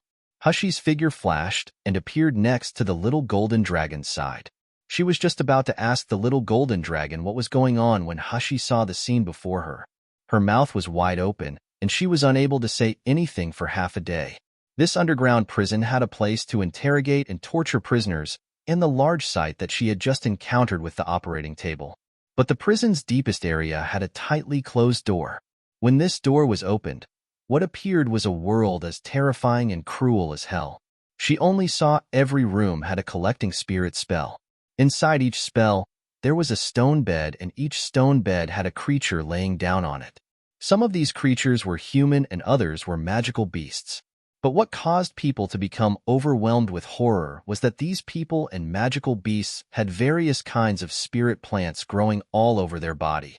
These spirit plants grew out of their mouth, eyes, nose, and some others were coming out of their skin. These spirit plants were bright and gently swaying around in the spell. Apparently, they received an enormous amount of nourishment in the spell, and the people who had spirit plants crammed in their eyes, ears, mouth, and nose. But unfortunately, their stomachs were still moving up and down. They were still breathing. They were alive. So much so that their expressions showed that they wished they were dead. Hushy sucked in a cold breath, slowly saying, "These brutes, are they really worthy to be called human?" Hushy recognized that she was vicious and merciless, cruel and cold to people. But that was only if other people angered her. Otherwise, she wouldn't kill them. She didn't treat other creatures' lives as grass, trampling over and tormenting them. Moreover, the scene in front of her eyes closely resembled the laboratory she rescued her deity from in her past life, using people as experimental mice in an experiment, cutting, maltreating, and torturing as they wished just in order to achieve their base, just in order to fulfill their own greedy desires. The little golden dragon was also startled by the scene comparable to hell in front of him.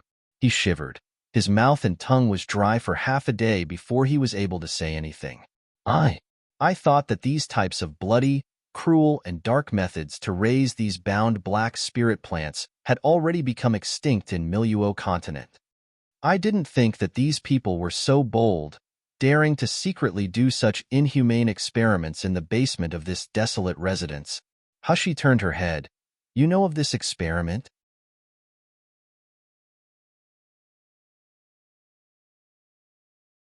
The little golden dragon nodded his head. With a grave expression, he replied, 1,000 years prior, there were some martial artists who discovered that martial artists with spiritual energy abundant bodies had the best nourishment for bound black spirit plants.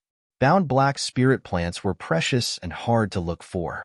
They were even more difficult to raise, but they were extremely useful in every single aspect. In order to gain more resources and satisfy their greed, this group of people began capturing all kinds of creatures. Without sparing any methods, they began to forcefully raise bound black spirit plants. The method of forcefully raising the spirit plants are extremely cruel. The martial artists who were used as nourishment couldn't live, nor could they die. 1. While they were alive, they had to bear the pain of their body being ripped apart until the nutrients in their bodies were completely taken by the spirit plants.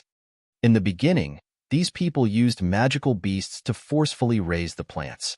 But they slowly realized that the magical beast's ability to nourish the spirit plants couldn't compare to the abilities of martial artists. Subsequently, they began to abduct martial artists to use as fertilizer. These martial artists got the name medicinal fertilizer. Later, because too many martial artists were worried and this method to forcefully raise the plants was too cruel, 3 kingdoms united to boycott it.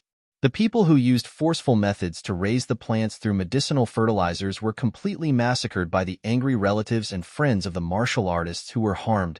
1. Couldn't live, nor could they die. The martial artists wouldn't be actually living, they would basically be forever stuck in a half-conscious state.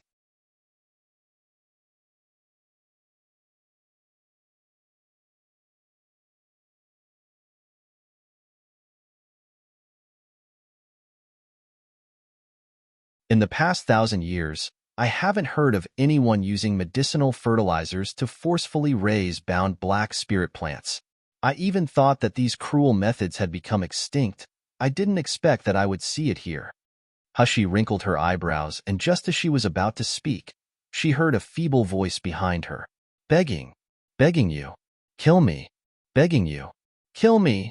Hushi suddenly turned her head and saw a young lady that hadn't even reached 20 years old laying on the stone bed in the opposite room.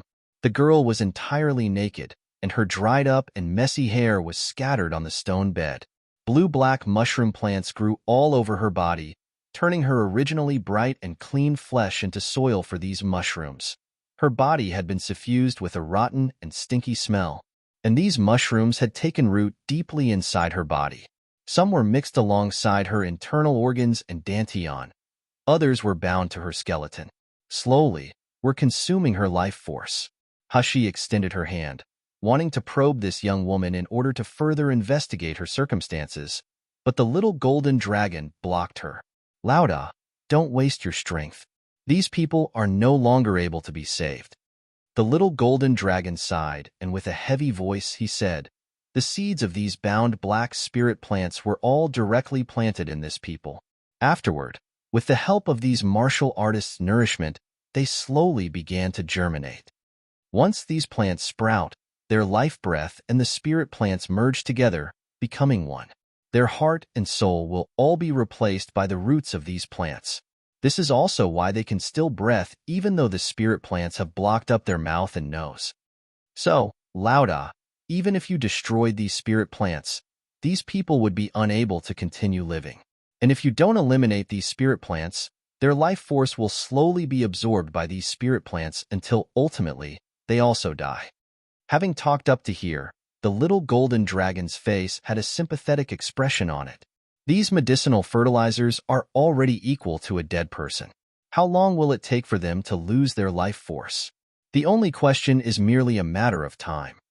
Furthermore, if they die because the bound black spirit plants absorbed all their life force, their mind will be entirely wiped out, so much so that they wouldn't have a chance to reincarnate. AI, Lauda, you killing them would be the best ending for them. After hearing the little golden dragon's words, Hushi sunk into silence.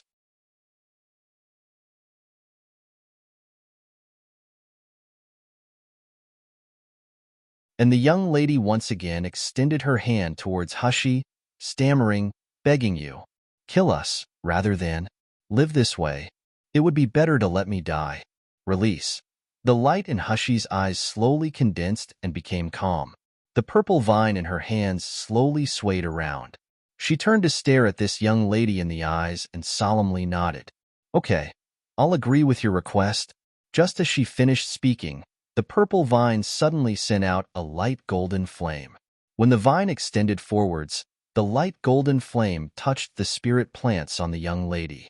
Those bound black spirit plants violently began to shake, seeming as if they were afraid and wanted to run away. But the light golden flame was incomparably strong. In practically the blink of an eye, it seemed to have swallowed the young lady and the blue-black plants inside itself. The light golden flame enveloped the young lady's body. Soon, it seemed that she would die a violent death. But the young lady's face let out a gratified smile. With sparkling eyes, she looked towards Hushi and softly said, "Thank you." Moments later, the young lady on the stone bed had been burnt into bones, and the bound black plants disappeared without a trace. But Hushi didn't stop moving. The purple vine flew out of her body. Bringing the light golden flame, it scattered it around the entire basement.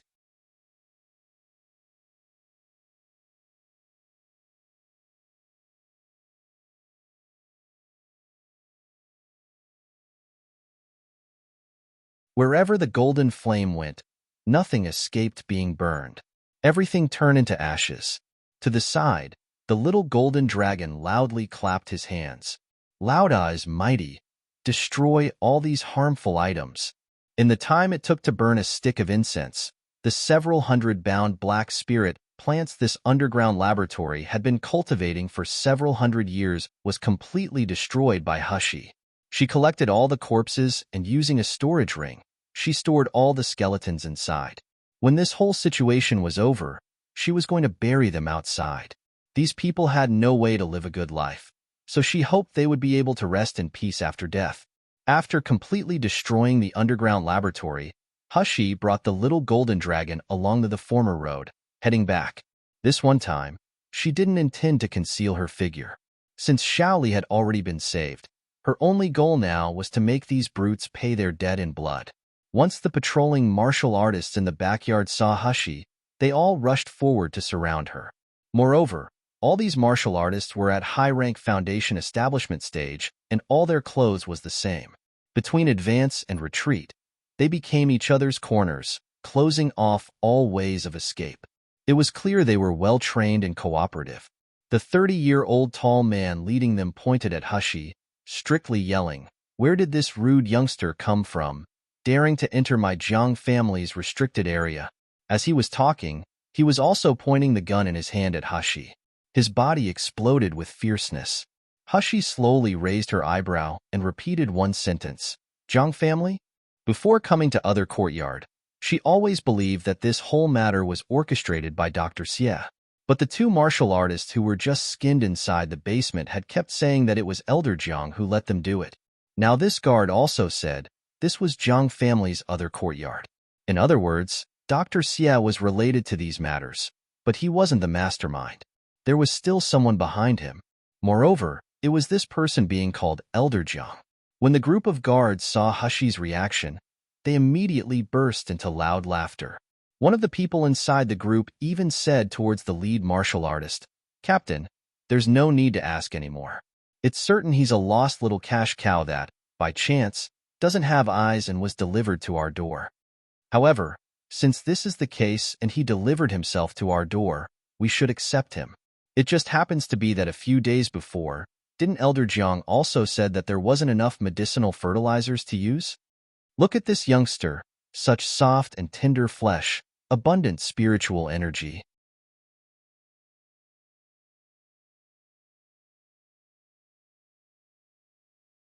And even though he is only at foundation establishment stage, he escaped our eyes and ears and entered other courtyard.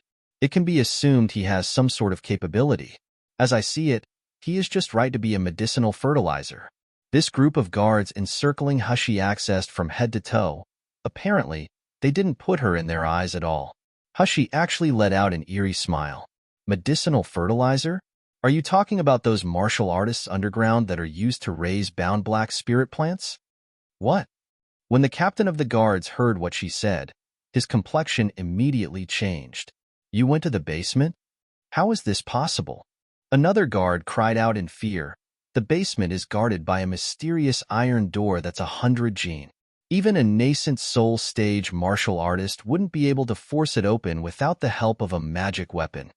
Hushi lightly fiddled with the purple abyss vine in her hands, unhurriedly saying, "Not only have I been to it, I also completely burned those unsightly black plants. Therefore, even if you guys find countless more medicinal fertilizers, I'm afraid it's useless." When everyone heard what she said, their facial expressions became bewildered.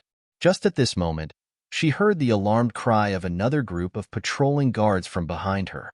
The basement is on fire. The fire spread up to here. In addition, it's spiritual fire. Simply can't extinguish it.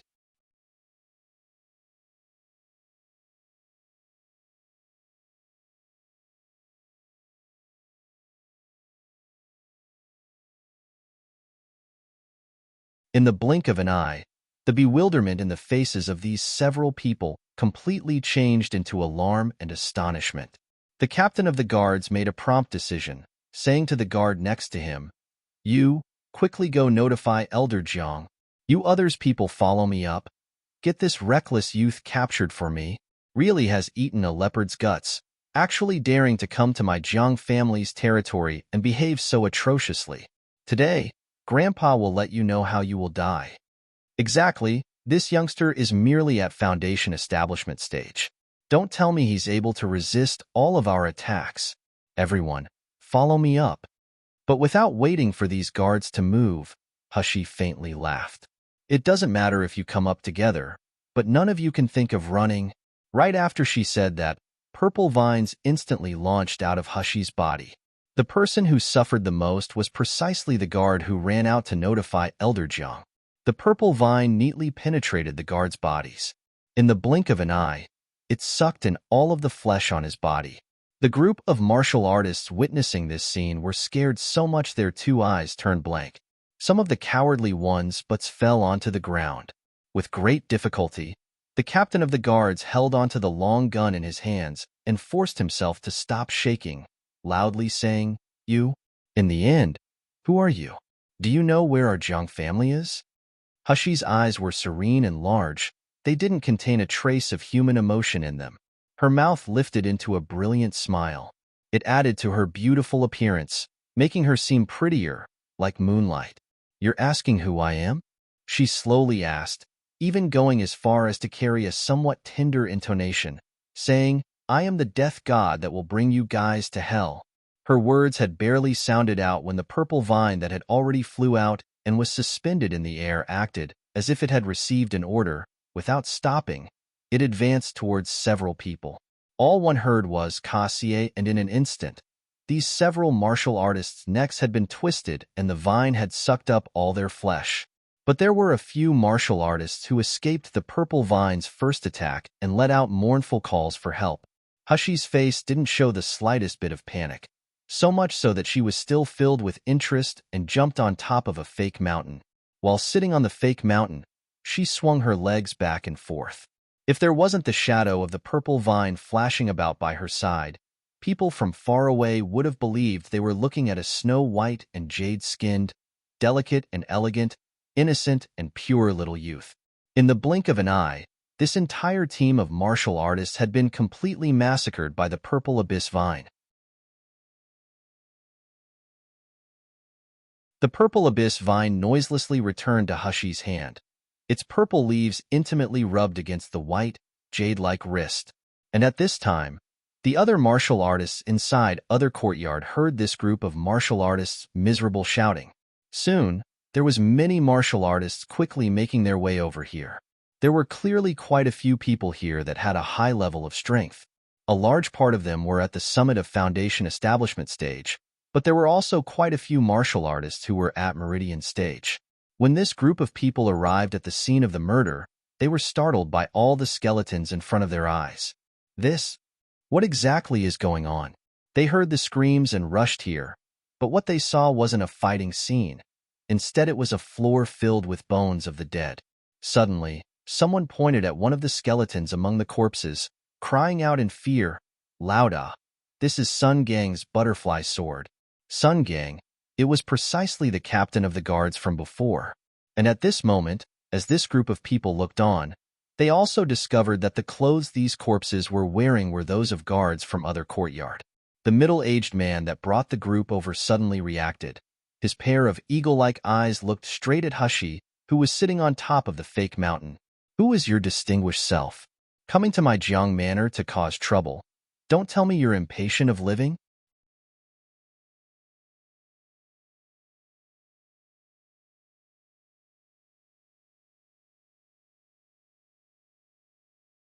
Hushy's hand supported herself on the fake mountain. Her head was tilted to the side, showing her elegant complexion and graceful, snow-white neck. She slowly said, "I'm not impatient of living, but when looking at this group of unreputable people, I feel impatient. Therefore, the only option I'm left with is to send you guys off to hell, so as to avoid hindering my sight." Presumptuous. Having heard what was said, the middle-aged man was seething with anger.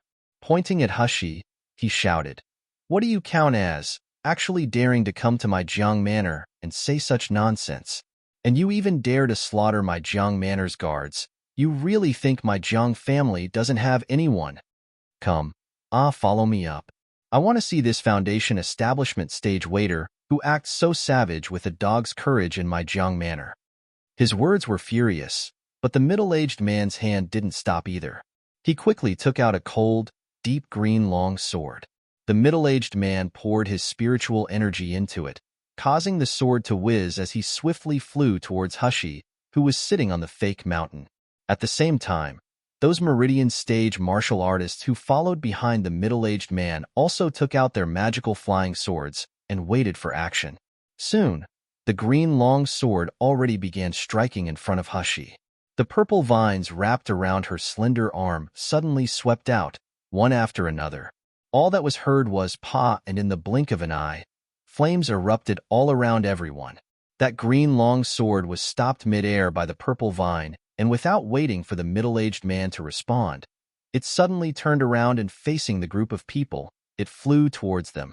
Ah!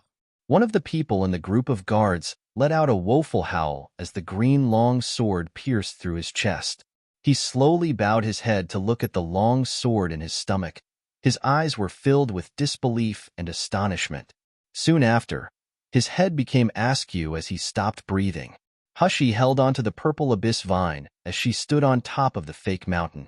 Her silky, satin-like hair danced around in the wind alongside the purple abyss vine, who was swaying about in her hands. The youth's beautiful face showed a serene smile, seeming to be someone who came out of a painting. But at this moment, she looked as if she was Yama who would seize lives, causing people to feel terror. The middle-aged man's look became even more unsightly. The flying sword that was inside the person's stomach hummed several more times before returning back to his hands. He originally thought that this was merely a foundation establishment stage martial artist.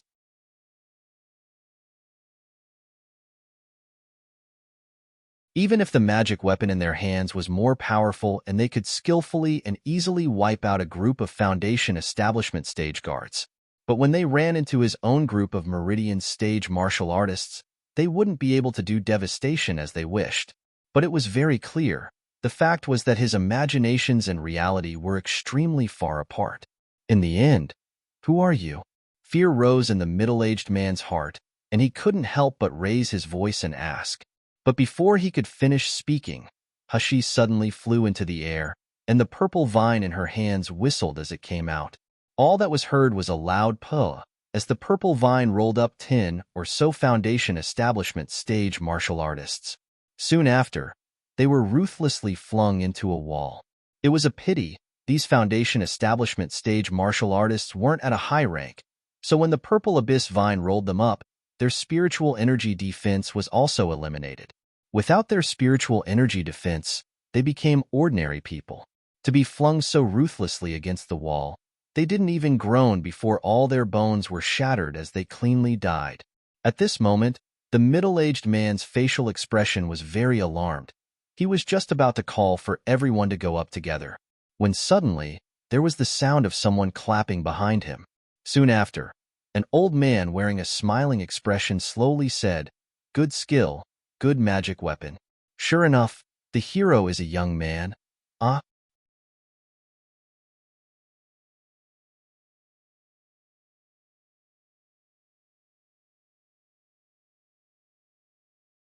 It's hard to believe that Genius Doctor is so young.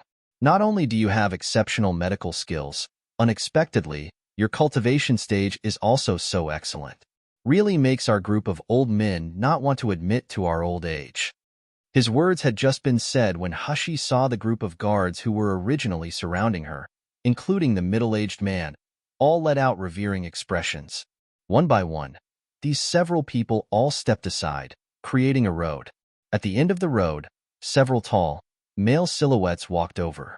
All she saw was a male wearing a gray cloth gown with a long beard. His eyes were fixed on Hushi. They were filled with jealousy and bitter resentment. But it wasn't Dr. Xie. Who was it? There was a 50 or 60-year-old man walking in front of Dr. Xie. His hair and beard was already grizzled, and his face had even more pronounced wrinkles. This old man was clearly many years older than Dr. Xie, but the brightness in his eyes was hidden, and from head to toe, the movement of his spiritual energy didn't even leak out a tiny bit. This was clearly an expert. And seeing Dr. Xie's respectfulness when standing behind him, it explained that this person was other courtyard's master, and was also most likely the Elder Jiang these people kept mentioning. And behind Elder Jiang and Dr. Xie, there were also two robust males following behind them.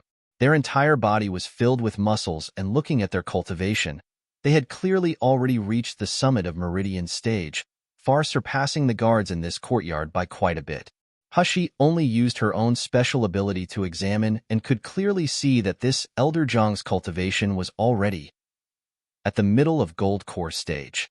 With Hushi's current cultivation stage, any martial artist under Gold Core stage didn't have any importance to her. But if she opposed someone at Gold Core stage, especially someone at the middle of Gold Core stage, the outcome was unknown. Dr. Xie looked towards Hushi. The cold light in his eyes turned around before he chuckled. Elder Jiang, this is the person this subordinate spoke to you about on that day. Genius Dr. Shi? Saying this, he looked towards Hushi and insincerely smiled. Genius Dr. Shi, you're wrong. We left a slip of paper at your house with good intentions and thoughts, inviting you over to be an honorable guest. Even if you weren't grateful, how can you sneakily infiltrate our other courtyard and even harm the guards here? Dr. Xie didn't get to finish speaking when Elder Jiang stopped him, insincerely saying, How do you speak Chongming? Genius Dr. Xie is the honorable guest we expected. No matter how she came, we still welcome her. Saying this, he beamed at Hushi. His expression and tone as he spoke was full of benevolence without the slightest hint of malice. We're honored by your presence, Genius Dr. Xie. Your presence really brings light to my humble other courtyard. The people under my hand didn't recognize Genius Dr. Xie and upset your distinguished self. Please don't take offense. Hushi's face also held a mild smile. Her exquisite 5 organs were faintly shone on by the candle light in the dark night. Occasionally she looked innocent, and from time to time she looked demonic. The guards here didn't recognize me, so they acted out. Then the people in my courtyard, they clearly knew, but they still acted out? Elder Jiang was startled, looking at the youth in front of him. He became absent-minded for a moment. He had heard Dr. Xie say before, the genius doctor, was able to repair fractured bones and mend arteries and veins, was a young man.